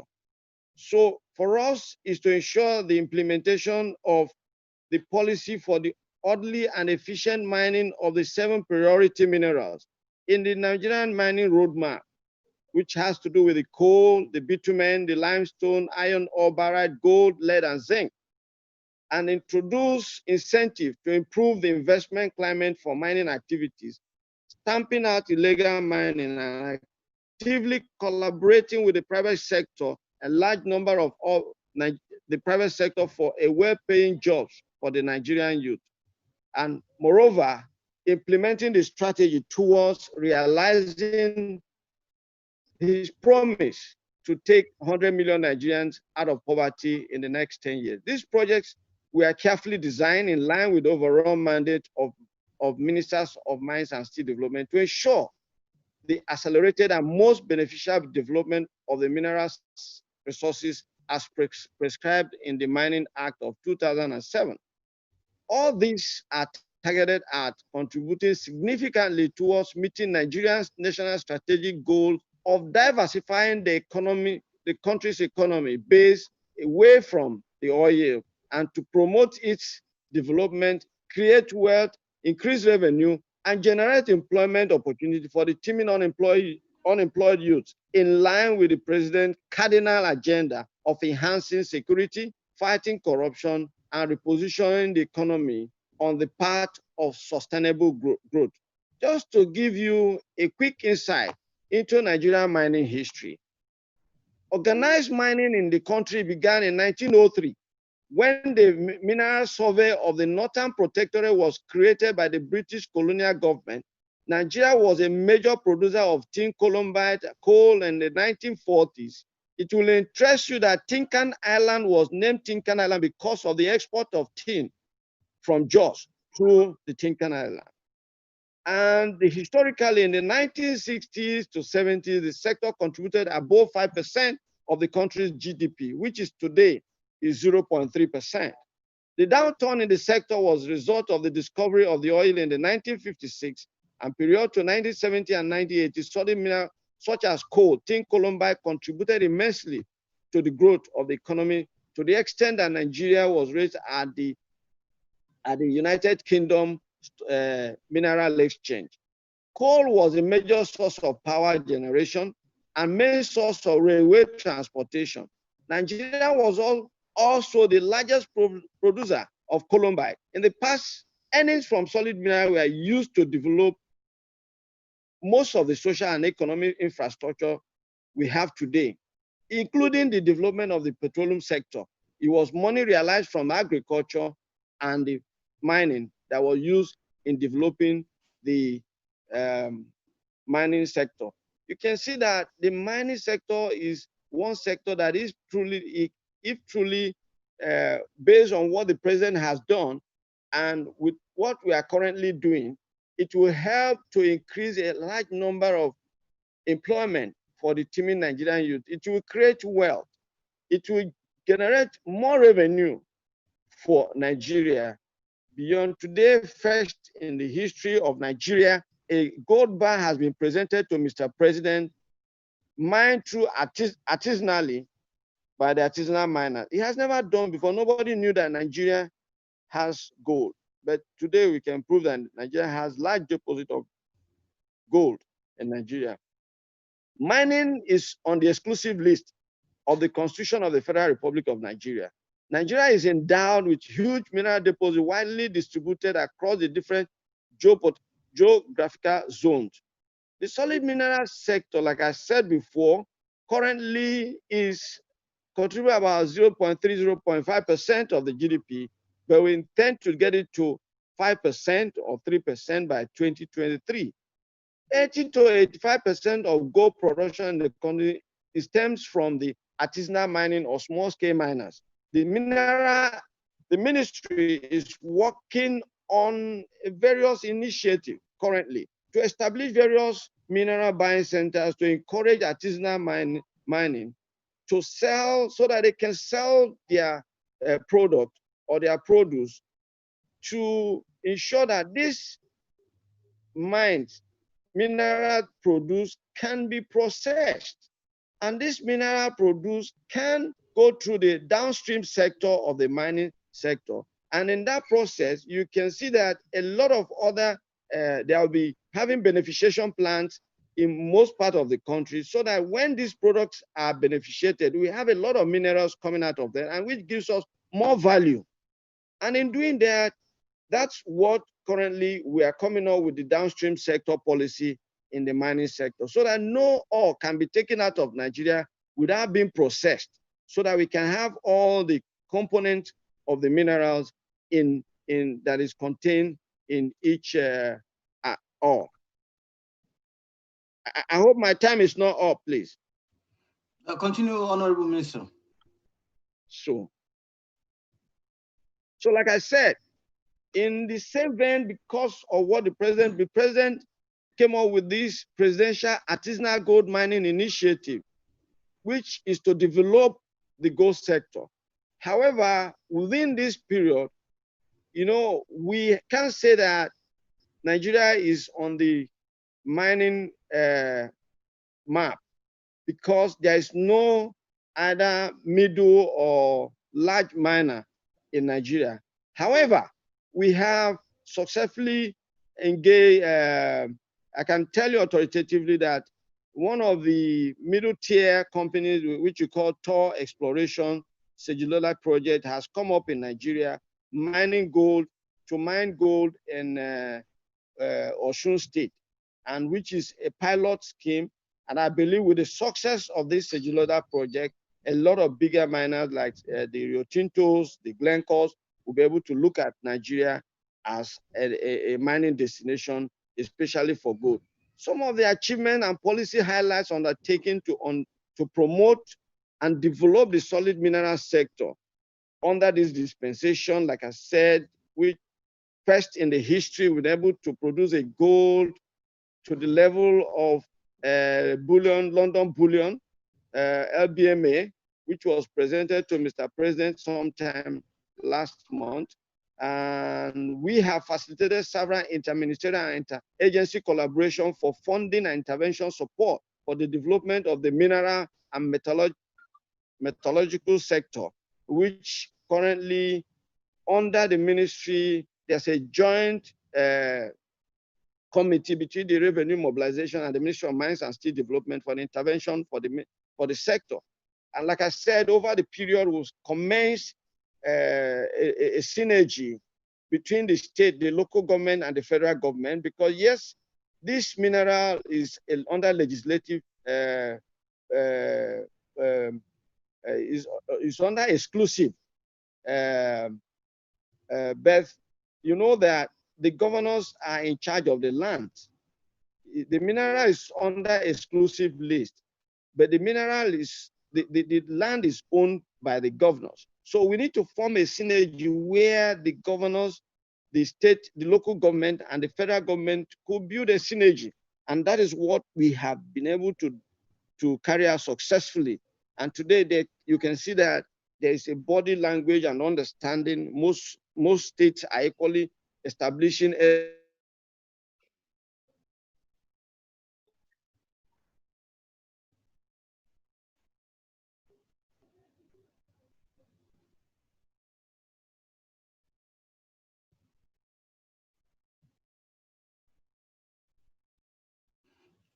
Hello, Honorable Minister. Hello. I think we lost him due to connection issues. Due to connection issues. Let me invite Her Excellency when coming to mining. So okay. I think it's back. Are you with me? Yes, sir. Yes. Okay. Yeah, currently, like I said, over time, the minister has taken a trip to Canada, South Africa, encouraging investors to look into what is going on in Nigeria as one of the key places to ensure there could be investment in the mining sector. And the president has initiated, to ensure there is security in the mining sector. There's a presidential task force on security to ensure, which has to, the NSA is involved, National Security Advisor, the police, the army, the Navy, and the civil defense coming together to ensure we protect the mining, provide security for the mining sector, and then stamp out illegal mining. So that is currently going on. And we're encouraging a lot of investment in the mining sector in Nigeria. In fact, even within this period, we're able to establish the Precision Inspection Agency for Nigeria, so that whatever product, whatever mineral you are mining in Nigeria, it has to go through the process. So Nigeria could, attract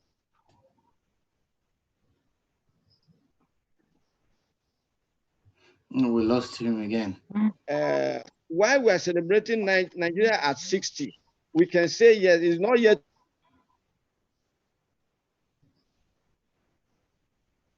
but there is hope. The president is putting us in the right direction for us to refocus ourselves as a nation, building a foundation that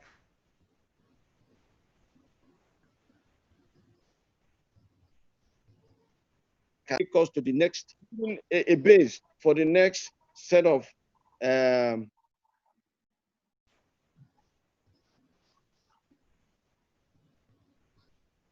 for a phone coming in because they couldn't get on through the laptop. So I believe that, like I said, a lot.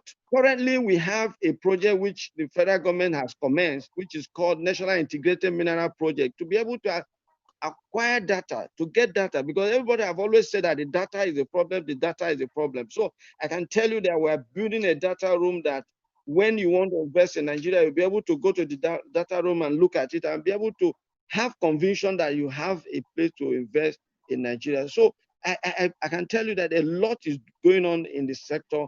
And even if you look at it, the president has signed and have had an understanding with the president of Russia on reviving, completing, operate, and transfer of the Ajokuta steel mill. So we are hoping that by the grace of God, if not because of the COVID, by now a lot of work would have been done to get us to the next page in terms of the steel sector. So a lot of the president is rejuvenating the sector. He's bringing a lot of life into the sector. And before now, people never knew about minerals, that Nigeria is blessed with so much mineral. But I can tell you that with what our predecessor, Governor Fayemi, did and what we are consolidating on, in the next 10 years, Nigeria will be a mining destination once there's consistency on what we are doing. We believe that a lot is going on. And I believe that it is the future. Mineral sector is the future. For the fourth industrial revolution is all about minerals, because we cannot talk of, when you look at it today, everything you can talk of is all about minerals. And all these minerals are in Nigeria. Nigeria has over 60 identified minerals in this nation in commercial quantity with reasonable value. So it is a place that's why we are asking that people should focus. And mining can create so much employment for the teeming Nigerian youth. So I believe that what the president is doing is what every Nigerian should encourage him, because he's been able to put us on the right pedestrian, the right step, that are retracing our step back. Look, gentlemen, let's go back to where we started, agriculture and mining. That is what brought Nigeria to limelight in the 1960s. And I believe that is the way forward. So I want to thank Mr. Blackson and the entire team for organizing this webinar. I think that's the way forward. And I want to congratulate every Nigerian for Nigeria at 60, because I believe that there is hope and there is future for a nation we call our own. And with what we are all doing together from our various individual capacities as people who love their country, I believe there is hope for us. So I want to congratulate you and wish you the best. Congratulations. Thank you so much, His Excellency Dr. Okechukwu Samson Oga, the Minister of State of Mines, Ministry of Mines and of Nigeria.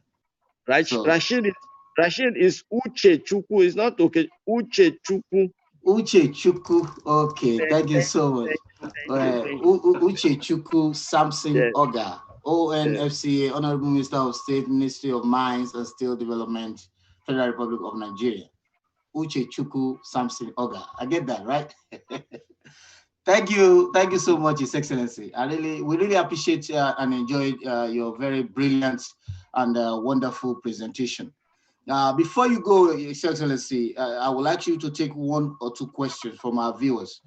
But before that question, I would like to invite Our Excellency Ambassador Ifeoma Akabogun Chiwumba, former Nigerian ambassador to Cote d'Ivoire. Ambassador. Hi, hello, hi. How are you, ma? Good. Welcome. Welcome to the Nigeria at 60. Better days ahead. Thank you so much, my brother. Thank you. I was just getting worried because I heard you concluding the other session, and I said, I'm here. Yes. Yes, no, don't worry. The Honorable Minister is also here with us on this panel. Let me also invite Princess Joanne Jumai Idonije, Special Assistant Technical to the Honorable Minister of Women Affairs. Princess, hello. Yes, good afternoon. I've been here. Yes, I know you have been here. Princess, welcome for joining us from Abuja. How are you today, ma? Thank you. Good afternoon. Good afternoon, ma. You are very welcome. You are very welcome to the Nigeria at 60. Now we are on the topic Nigeria at 60, better days ahead. You have just listened to the minister for his brilliant and very, very powerful message. Dr. Ukechukwu Samson Oga, ONFCA, Honorable Minister of State, Ministry of Mines and Steel Development of Federal Republic of Nigeria. Ambassador, let me invite you first. Nigeria at 60, better days ahead. What do you have to say? What's on your table? Thank you so much. I'd like to stand on existing protocol and recognize your excellencies, my bosses here, the governors, the honorable minister, the outgoing president of the UN General Assembly, Professor Mohammed Jani Bande, who was my DG at the National Institute for Policy and Strategic Studies in Jos, in Kuru, Jos. Greetings, sir. I also want to say thank you to Mr. Blankson Ayewumi and the Nigerian Conversation, the convener, the chairman, for bringing us together in Nigeria. You know, we need all these institutions in order to continue this dialogue that we've been having since before independence. That said, you asked me to consider women and nation building and national development after 60 years of independence. And actually, the role of women in nation building, national development. And I asked myself, I said, we've been on this thing for so many years. For 60 years? No, even before, even 3 years ago, for instance, you know, Mr. Bayewumi organized this Nigerian conversation at the UN, the Nigeria House in New York, also on the role of women. And I said at that occasion that there is no disaggregating the roles of men and women in any endeavor, be it national development, be it education, be it literature, whatever. Men and women have been proved to have the same brain, same type of brain. There's no difference in our brain matter. What men can do, women can do. Women have been in space, women have been Nobel Prize winners. And so to disaggregate role of women as against role of men in any endeavor is not tenable, it's not valid. I don't subscribe to that. So whatever role men are playing, women are also playing. Whatever role women are playing, men can also play.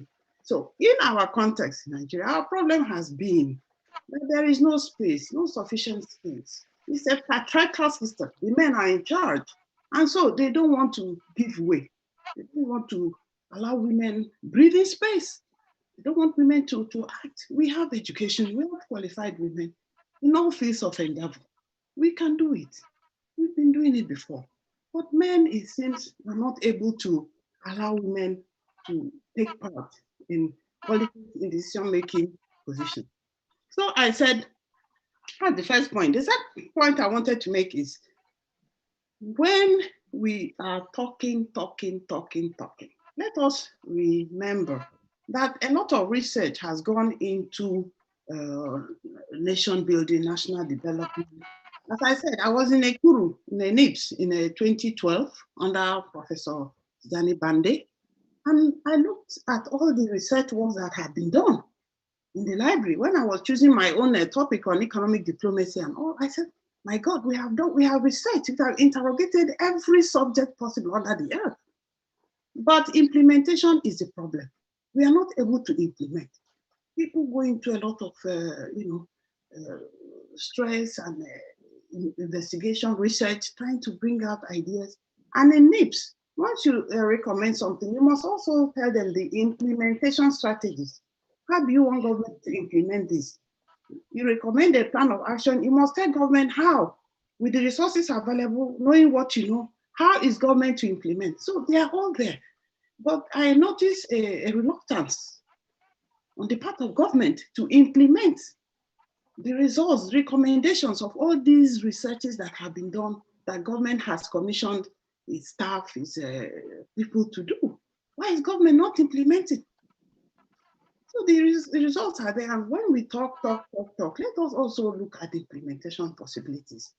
They're all there. All the think tanks we have in Nigeria, be it Jaji, be it Wakole, there are so many. Every year they produce papers and research papers to government, women issues, children issues, girl, child, minds and power, everything. But can government please implement? Can we get somebody to implement? The problem of the executive exclusive list and concurrent list, we have examined, we have interrogated. Still is a problem till today. As the Honorable Minister of Mines and Development has said just now, problem of land, problem of state, land belonging to state, and then federal government being in charge of mines. So that is the second issue I would like to. Third issue now, well, maybe final, because I have to allow my colleague to also say what is these things that militate against women contributing their full quota into national development. There are many things that militate against. Culture is number one. Many people know how culture, some men don't want their women to be seen, to attend party meetings, to be seen outside the home, stay here, they are included, they are covered. So parents withdraw their children, the girl child, from school and put them into early marriages. If you do not educate a girl child, you are cutting off her future. And I keep telling young girls, when I'm invited to speak, the only advice I give to the women, to everybody virtually, is stay as long as possible in the school environment. Stay as long, don't cut short your education. Don't cut short, stay as long. If you are intelligent enough, we have the resources to do a first degree, go for the second. If you're intelligent enough, you have the resources to do a PhD, go for the PhD. So the practice where parents are withdrawing their children, maybe in primary school, secondary school, and they, putting them into early marriages, it has to be reviewed. You see. And the second aspect, of course, is money politics. Politics in Nigeria is too expensive. Even the amount that are being called for forms for application for expression of interest, where will women get that? Where do we get that? And then the meetings that are held in the night, maybe in Sheraton or Hilton, I don't know, how will women be part of this process if these obstacles are put in their path? And of course, so many sexism, ageism. Once you say woman, what are you doing here? Where is her husband? Why do you allow your wife to go and be making noise and be campaigning up and down? Such like, they discourage women from coming forward to contribute their quota. But otherwise, we know that they're already educated enough. Women, we know it. We have the women qualified. And so I would like government to maybe affirmative action. Is that what we need for women to play a bigger role? Because they are able, they are capable, they are able. We have proven that they are able to do what the men are doing. And we can no longer say, what role do women have? I see that role is different from what the men are doing. It is not. You only need to look at somebody like Angela Merkel to know that head of state is a woman. So what she's doing, other women can do it in Nigeria, but even to get to be a governor in Nigeria is a big issue. Even to get to be president of the Senate is a big issue. I'm not even talking of president of Nigeria or vice president of Nigeria. So let us create space for the women. Because a bird that can only fly with two wings. You have two genders in Nigeria, and then you clip one wing, and you expect the bird to soar, cannot soar. Let us provide that space for our women folk and allow them to join hands with the men folk and carry the country as far as this country can go. Because as people have said here, we have the resources in materials, in minerals, in human beings. The resources are there. So let us,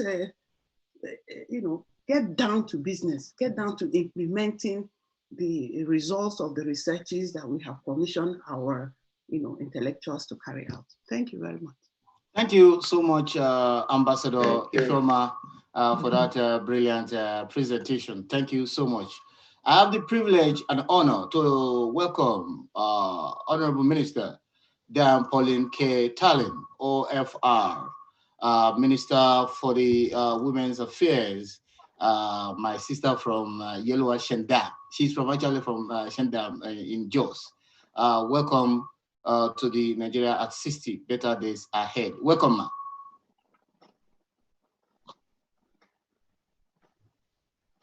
Thank you very much, Abdul Rashid.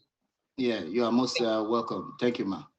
Yes, now it is time for us to listen to Honorable Minister Women's Affairs.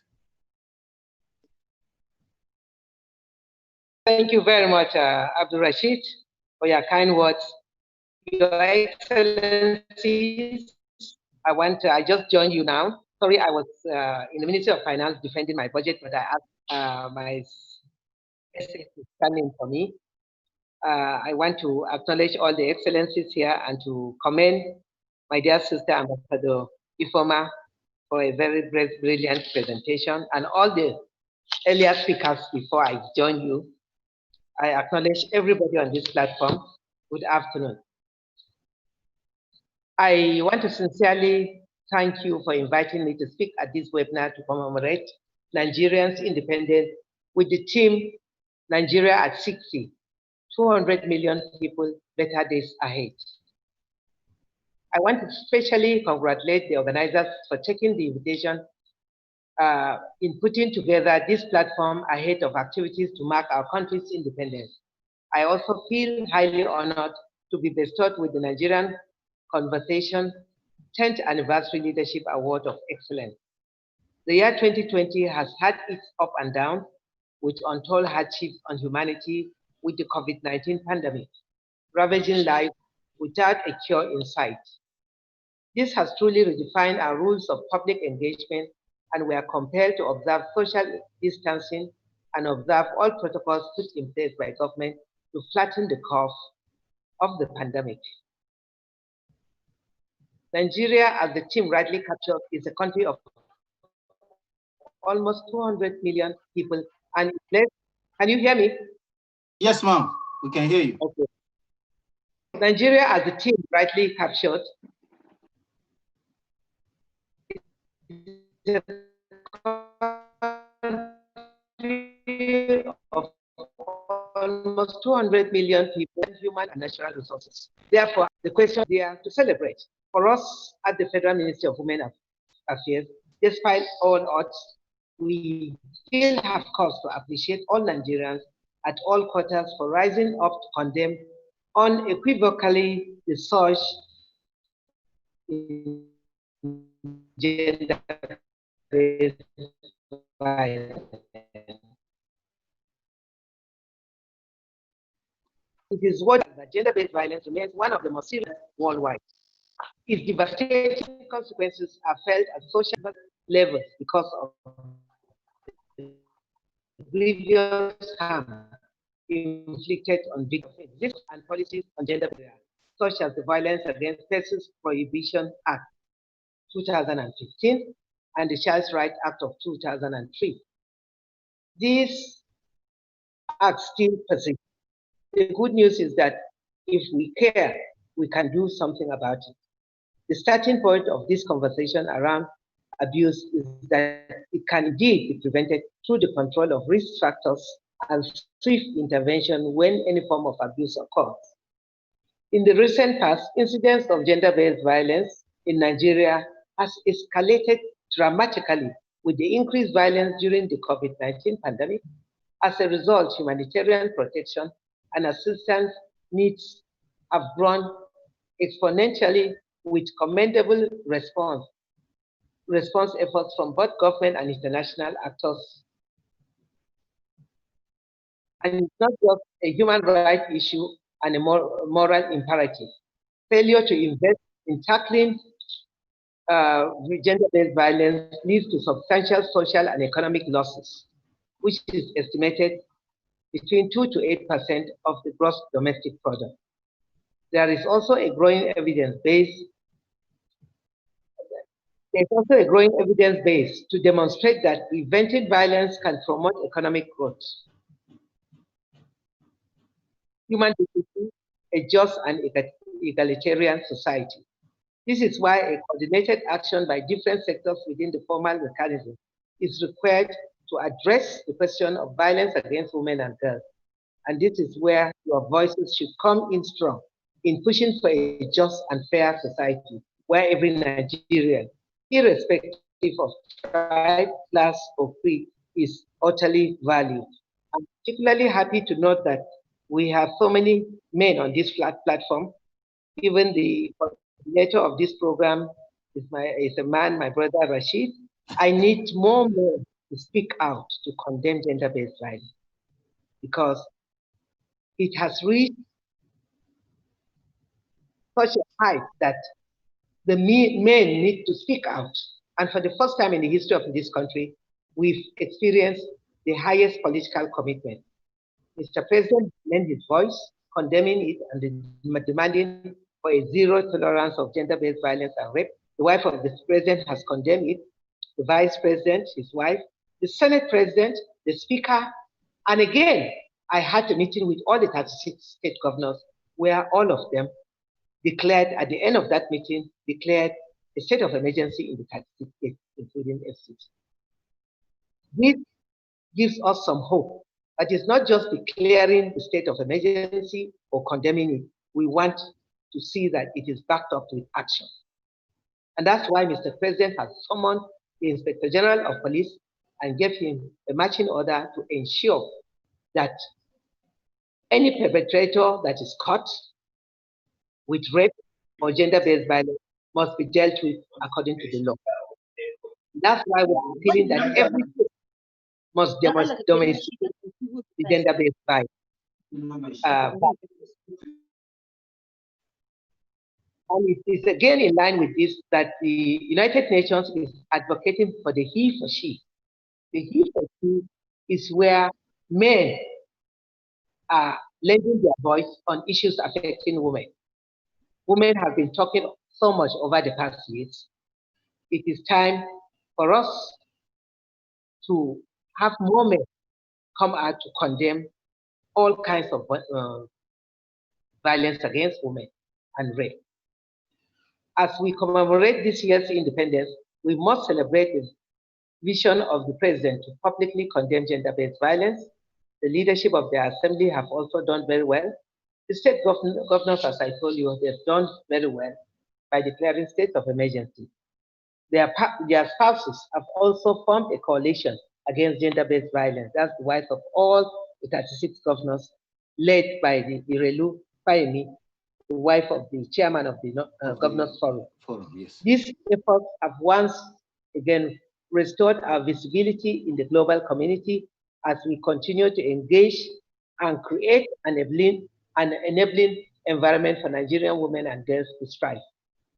While accepting this award, I wish to dedicate it to the frontline health workers who have put their lives on the line to save humanity and to provide services to victims of gender-based violence, domestic violence, who risked their lives at the peak of the lockdown to address the spike in incidences of rape and other forms of violence witnessed during this time. I also would not forget to mention the young girls who lost their lives due to the violence meted on them, the elderly women who suffered rape in the hands of miscreants and mothers who were battered as a result of being locked in with their abuser.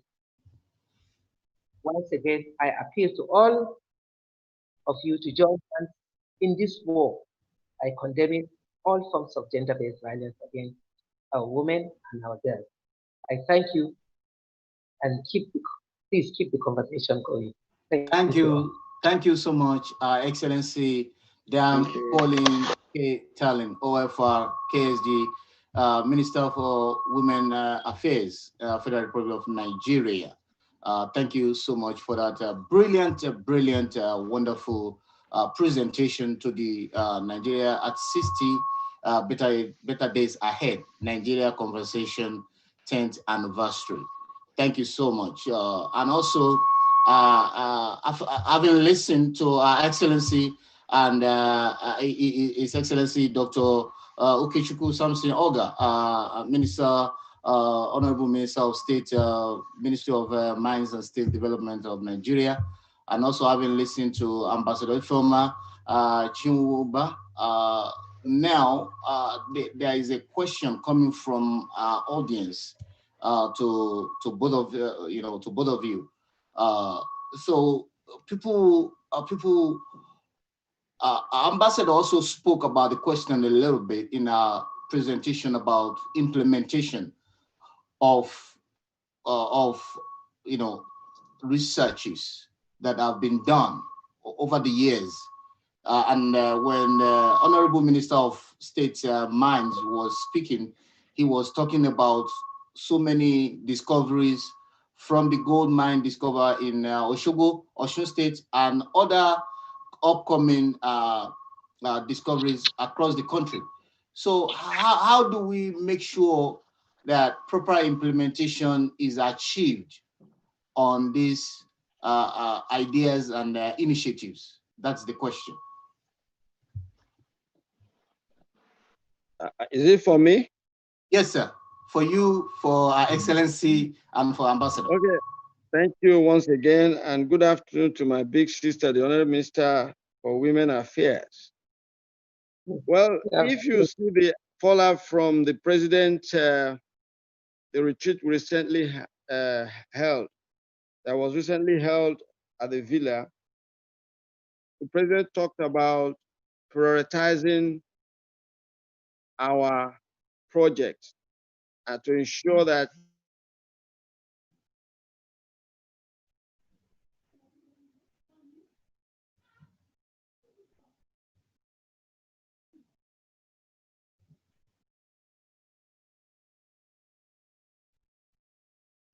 the implementation of talk about if you see in a mandate, and the mandate is for us to see that this is achieved within this time.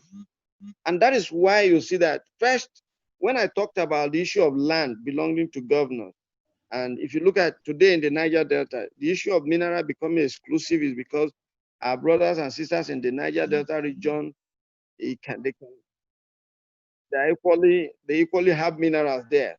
So you cannot say, okay, because you are in the east or in the west, you should equally own the minerals. So it is something, resources that belongs to everybody that comes to the center and then is being divided for everybody. Now, what we are saying is that the president it depends on the will, and the president has the will, which has given a marching order for the implementation of all the policies and programs under his purview. Now, he's saying that for us in the Ministry of Mines and Steel Development, we have been marshaled out points that for us to do. And I can assure you that these things have been achieved in milestones. One of the key things that has happened to this nation in the past is the issue of the willpower. People not having the willpower to carry out certain responsibilities. And I believe that when you have the head who has given you the latitude to perform, to do the right thing, and then you have to, and you are in this cabinet, you can see that various ministries are coming out with right policies, and these policies are being marshaled out. And first in the history of a nation that we are having, first in the history of a nation where we are having a retreat, saying, let's have look at our scorecard. How have we fared in carrying out the responsibility and mandate given to us by the people? And he said, okay, these are things done, these are things to be done. And then he's saying, okay, I'm giving you this instruction to go and execute. So I think that is what has been lacking in the past, because one, the willpower was not there. people not giving out the right instruction. And now we have a president that is saying, I'm giving you the latitude to carry out this function and deliver on the priority projects and ensure there's, first in history, you see that ministries are working in synergy. So I think most times I believe that this thing has to do with the head and the willpower. We can do beyond what we anticipate to do as a nation and as a people, because we have all it takes to get to any level as a nation.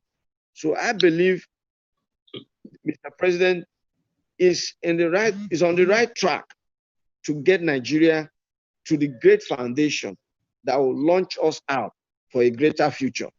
Thank you so much, His Excellency, for that presentation. Then, Excellency. Yeah. Okay, so what's your take on that? Thank you very much, Abdul Rashid.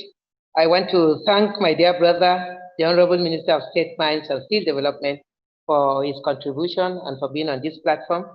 I didn't know he was there, I just joined you. He has said quite a lot, and I just want to add that Mr. President is committed. He feels and he knows the pains Nigeria are going through, particularly with the COVID-19 pandemic. And that's why there's so much intervention that has been put in place to ease the pains, like the social investment program, the Empower. There are so many intervention programs within different ministries, particularly the Ministry of Humanitarian, Youth, Labor and Employment, directed that every local government youths should be employed, 1,000 youths should be employed in every local government. That is 774 local governments in the country.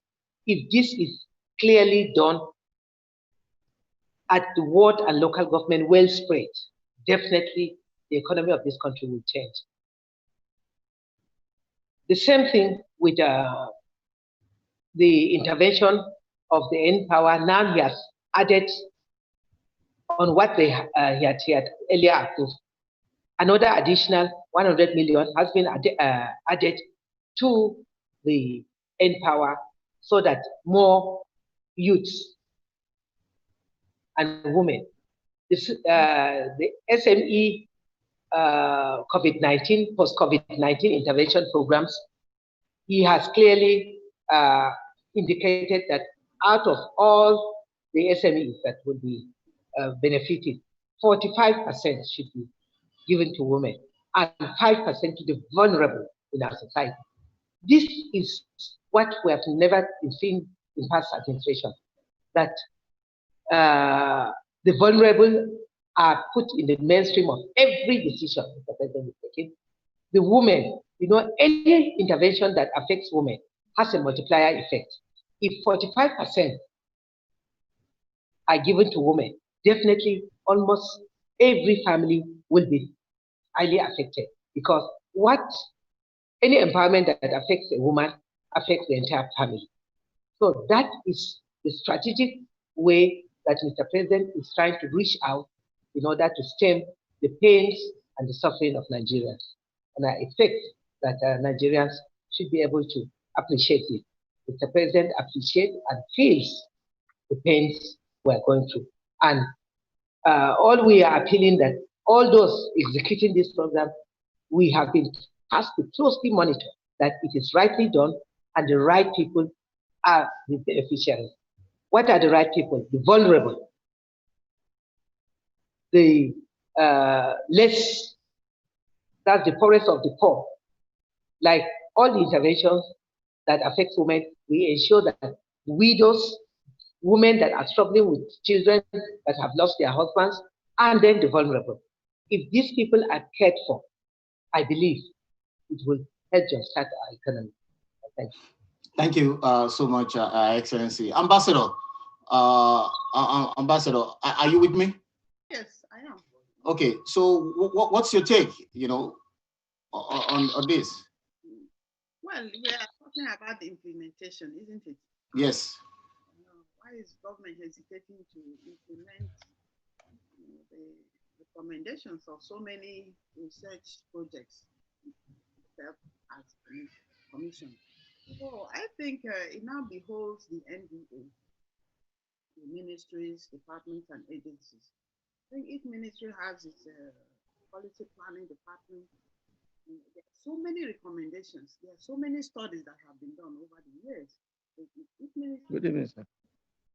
NDA now, it beholds the NDA to go and gather those reports and study them. Let the policy Yes, planning the main gate, I've told you, I've given Chigozie. Chigozie cannot make such statements. Please. Study those reports and ascertain So why the priority ones, we can recommendations that have the capacity to impact the greater part of it. Because of the diverse nature of the NDAs, we have agriculture, we have women affairs, we have education, we have health, so many aspects. It will be done individually by the ministry. We go into the research that has been done pertaining to that ministry and then see what the budget can contain, because everything depends on the budget. And in order to be proactive, as I said, when I was in the NIPS in Philly, the participants had to think of relevant themes and subjects to research on to interrogate. But we could be proactive by the ministry sending a participant to these think tanks, and by telling the participant, as you go, please, we would like you to interrogate this aspect of our work. If it is your child, if it is violence, if it's rape, if it's gender-based violence, as Honorable has said, any aspect that the ministry thinks is important in its work, direct the participant, go and interrogate on this aspect and come back with the report so that we can implement. Don't leave it to chance. Person decides to interrogate an aspect that may not be valuable, that may not be pertinent, that may not be relevant to the NDA. So as you're sending somebody to National Defense College, sending an officer to NIPS, sending somebody to Jaji, wherever you're sending him, you give him this is what you're going to do. This is what you're going to research.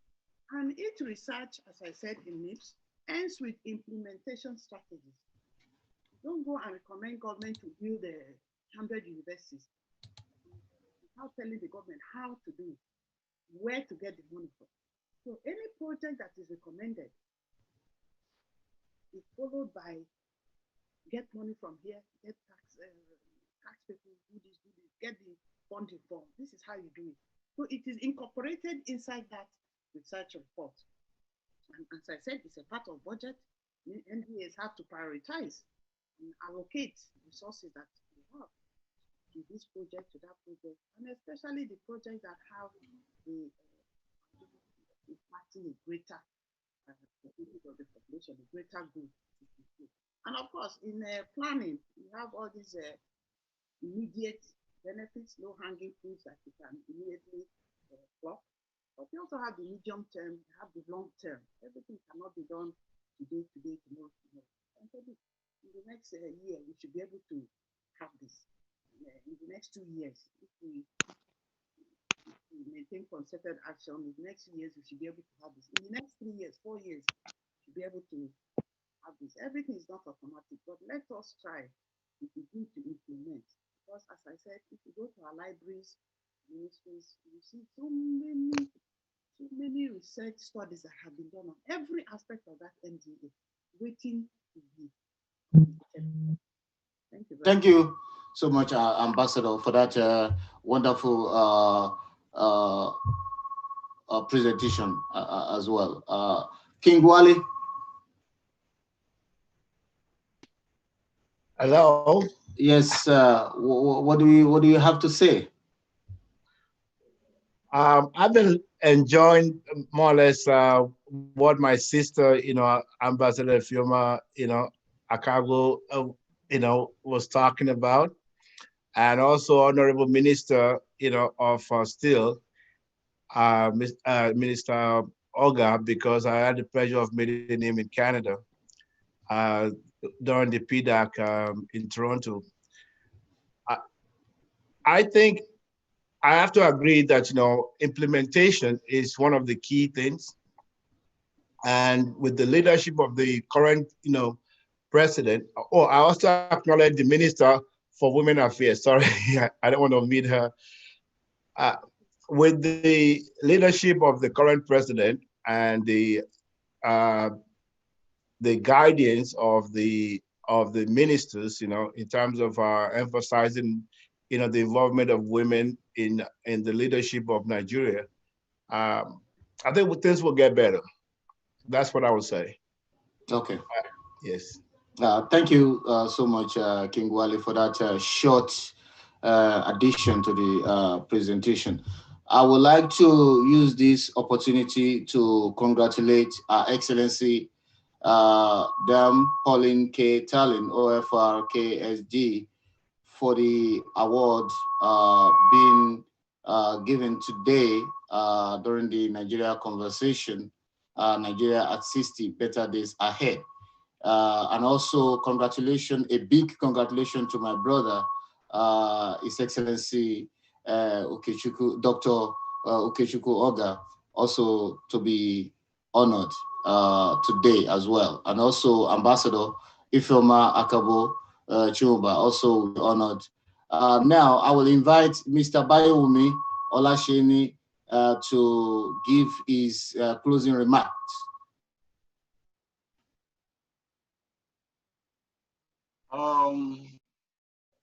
Thank you all. I've been listening extensively, and I'm so happy that government can partner with the citizen.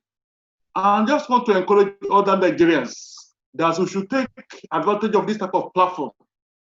This country belongs to all of us. And essentially, the power belongs to the people. Because people that are in government, either president, governor, minister, senator, they are hired by our collective mandates. And there's one between regime and government. Everybody in Nigeria, both president, minister, governor, citizen, are all part of the government, but regime is just for 4 years. So whatever the case may be, we should all collectively remember that this country belongs to us. We are the real original owner of the government. People that are in government today, they are there for limited amount of time. So we should always support them, encourage them to succeed, because essentially the country belongs to all of us. There's one between regime and government. Some people, because they are not in good time with one regime, they want to destroy the country, they want to go around. No, the country belongs to us. People that are there, they were employees, they were hired by us, by our collective mandates. We employ them by our mandate, we hire them for a particular term of time, maybe 4 years or 8 years, to go there and implement certain policies for us, for our collective benefits. So we should support them, we should encourage them to succeed rather than criticizing them. And I want to appreciate all of you, because I'm so, based on the schedule of the ministers, the governors, ambassadors, Ambassador Shumba, and many all of you, Mr. Ambassador Christonis, all of them, based on your schedule, busy schedule, you're able to create time because of the interest you have for Nigeria. I want to really express our sincere appreciation to you, that we say invitation to you, and you're able to accept our invitation and be part of this history. Like I said, in the next 60 years, some of us will not be here in the next 60 years, but we are part of the history today, because when it's been said that when Nigeria was celebrating 60, we can say, okay, in those years, all of us are part of the history, and we are working collectively to discuss intellectually and to engage productively on how to move the nation forward. On this note, I want to start by thanking the President of the United Nations General Assembly, Professor Bade, for creating time after his session, because I remember I know he'll be handing over very soon. Despite the test schedule in the United Nations, he was able to create time and speak to us. So I want to extend our sincere appreciation to Professor Tijani Mohammed Bade, United Nations headquarters. Also to the Deputy British High Commissioner, because we got independence from them. And you can see the assessment they gave us. They are still supporting us, encouraging us, and partnering with us, and want us to succeed. So to the Deputy British High Commissioner, I want to really extend my sincere appreciation on behalf of the team of the Nigerian Conversation and the Royal Commerce Society in Nigeria. Also, I want to thank Dr. Christonis. Dr. Christonis is a major supporter of Nigeria. He loves Nigeria, and he even put his resources to support the initiative in Nigeria. He came to Nigeria 2008, and he has been supporting. I remember at the Commonwealth Secretariat, any issue that has to do with Nigeria, he always quotes. to support Nigeria. So, Dr. Christonis, for your time, for your resources, for your energy in supporting the Nigeria initiative in Nigeria over the years, and for being a good friend of Nigeria. I want to really appreciate you and support you, and let you know that you too be honored with Nigeria Leadership Award for Nigeria 60. Only that you are far away from Nigerians. Then anytime we meet at common platform, you will be able to get your own award. So I want to thank the Honorable Minister of Women Affairs, our mother, and this type of women that are supposed to be a leader of this country. I remember when she contested for governor in Plateau State, she dared it and she really fought for it. She dared what has never been done before. And I know, I don't want to go to the detail, but I know she really gave a good fight. And I'm looking at her that in the next few years, maybe if you are looking for the first female president in the country, or female Senate president, or female, I believe, because she has done essentially very well as a Minister of Women Affairs. She was able to engage Mr. President to get most of this 45% you are hearing, and to get Mr. President supporting his initiative. So, Minister of Women Affairs, our mother want to really congratulate you for your award. I'm presently in Lagos. We try to last with you and see the convenient time for you so we can come and honor you and give you the honorable, your well-deserved award. We want to thank you for the good work you are doing for the women of Nigeria, and we pray that you continue to do what you are doing. History will justify what you have done. We are so proud of you and we continue to support you and all Nigerian women. Honorable Mr. Dr. Samson Oga, I want to really extend our sincere appreciation to you. I remember we met in Toronto, Canada last year during the Canada-Nigeria Investment Forum organized by the Commonwealth Canadian Leadership Group then. So we met and you came, you were passionate about this country. You, Honorable Minister, attended all the meetings because I remember some minister we just allowed the SA or senior associate to be there. Minister was there throughout the session, it was not absent. So we want a leader like you, and I'm looking at you as one of the potential leaders of this country in a very few years to come. For your energy, for your tenacity, for your intelligence, for your support, and for your hard work. Because you are in Lagos, you're in one meeting, you move to another meeting, you're able to create. I remember you did a budget defense this morning. You will have gone home and relaxed, but you are so passionate about this country. You're able to create time that you have to engage Nigerians all over the world. Honorable Minister of State, we are so proud of you and want to really congratulate you for your award. As I said earlier, again, we try and liaise with your team. Anytime I'm in Abuja, very soon, maybe this week or early next week, we can come and give you the honor. I want to thank Ambassador Shumba. One of the successes we are enjoying today as Nigeria Conversation is by Ambassador Shumba. When she was in Foreign Affairs, she was Office of Permanent Secretary. When I met her over 10 years ago, I met the PAPSEC then in London. And when we came back to Nigeria, he said I should see him. And he referred me to Ambassador Shumba. And since then, all our journey, she got over back for us.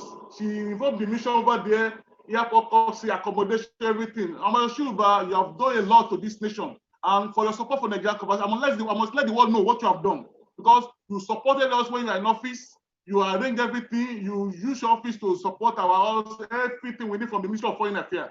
And you consolidated the arrangement and partnership between the Nigeria Convention and the Ministry of Foreign Affairs. So I want to really commend you. And I want to let you know also, Ambassador Shumba was the ambassador in Côte d'Ivoire. And she hosted Nigeria Conversation when she was ambassador of Côte d'Ivoire.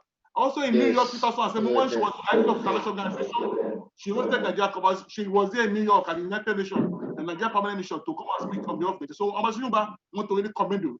I want to thank the king himself, King of Ottawa, King Wale Adesoya. I met him in 2008 when we hosted the Ottawa Canada edition of Nigerian Conversation in conjunction with the Nigeria High Commission Ottawa and the Ministry of Foreign Affairs, Nigeria in Canada. And he has been promoting Nigeria, promoting investment and facilitating trade and investment to Nigeria. I think we recommend that if they are going to honor some people with maybe CON, OFR, I think Mr. King Wale Adesoya should be considered for what he has done over the years for Nigeria in diaspora. It's a model to Nigeria in diaspora to come back and support their country at home. Mr. Wale Adesoya, I want to really commend you and congratulate you and for creating your time, because I know your time difference in Canada is very different from us here. We're able to create time to be part of this event today. Thank you for all your support. I remember when I came to Canada, you never allowed me to, you took care of me, you take me out, you make me feel at home in Canada. So what you have done in the past and what you are still doing, I want to really commend you. Essentially, I want to thank Mr. Abdul-Rashid. Mr. Abdul-Rashid, we met in last year at the 2019 Washington DC edition of Nigerian Conversation, and he came into Nigerian Conversation. He provided this platform we had all over the world in their television platform now, all over the world, the people are listening to this program. So we want to really commend you for your platform, for the good work you are doing at projecting Nigeria image, projecting Africa image, and the good work you are doing. I believe all the ministers, when they are US, they'll be able to connect with you for one interview or the other. When they came to United Nations, or they have another engagement in New York. So Mr. Abubakar, I want to really commend you for the good work you are doing. Well done, and keep up promoting the nation, and we shall all see the Nigeria for our dream. Mr. Kenny Alade, I want to really commend you too for your tenacity, for your intelligence. Mr. Kenny is a member of the Nigerian Conversation and is presently doing his PhD in University in Cape Town. He's a lecturer in the Federal University of Technology in Nigeria, in Nakuru, but he has gone on sabbatical for his PhD in South Africa. I believe when he comes back, we contribute to the intellectual development of this country. On this note, I want to thank all of you and other viewers that are listening to us all over the world, in YouTube, in television station, on Facebook, on Twitter, on any other social platform, that we are unable to see you, but I want to assure you one thing, that this country belongs to all of us. And we cannot destroy our country. There's no country in the world that does not go through any challenge. So when we say better days ahead, like I said earlier, does not mean that there was no problem yesterday or there's no problem today. But we are saying, despite the challenges yesterday or the challenges today, we are focused on the future, so we can come together and build that future of us. Nobody can build our nation for us. So we should show all this discrimination, all these divisions, and come together as one and move Nigeria forward. On this note, I want to God bless you, better days ahead, happy 60th anniversary of our dear country, Federal Republic of Nigeria. Thank you all and God bless. I'm grateful. Thank you so much. Thank you so much, Mr. Bayumi, for that closing remarks. Having listened to the closing remarks, I say a big thank you to Our Excellency Honorable Dan Pauline K. Tallinn, OFR Minister for Women's Affairs for the Republic of Nigeria. Also, a big thank you to my brother, Honorable Minister Dr. Uche Oga. Thank you so much, Dr. Uche Oga, for joining us today. Also, thank you, King Wale, for joining from Canada as well. And also, thank you, Mr. Kennedy, for joining from South Africa. Ambassador Ifeoma, thank you for joining us. Also, thank you, Dr. Ambassador Chris Noniz, for joining us from United Kingdom. Also, thank you all. This is the conclusion of the Nigeria Conversation, Nigeria at 60 celebration from our studio in Washington, D.C. My name once again is Abdul Rashid Abubakar. Until we meet again, bye for now.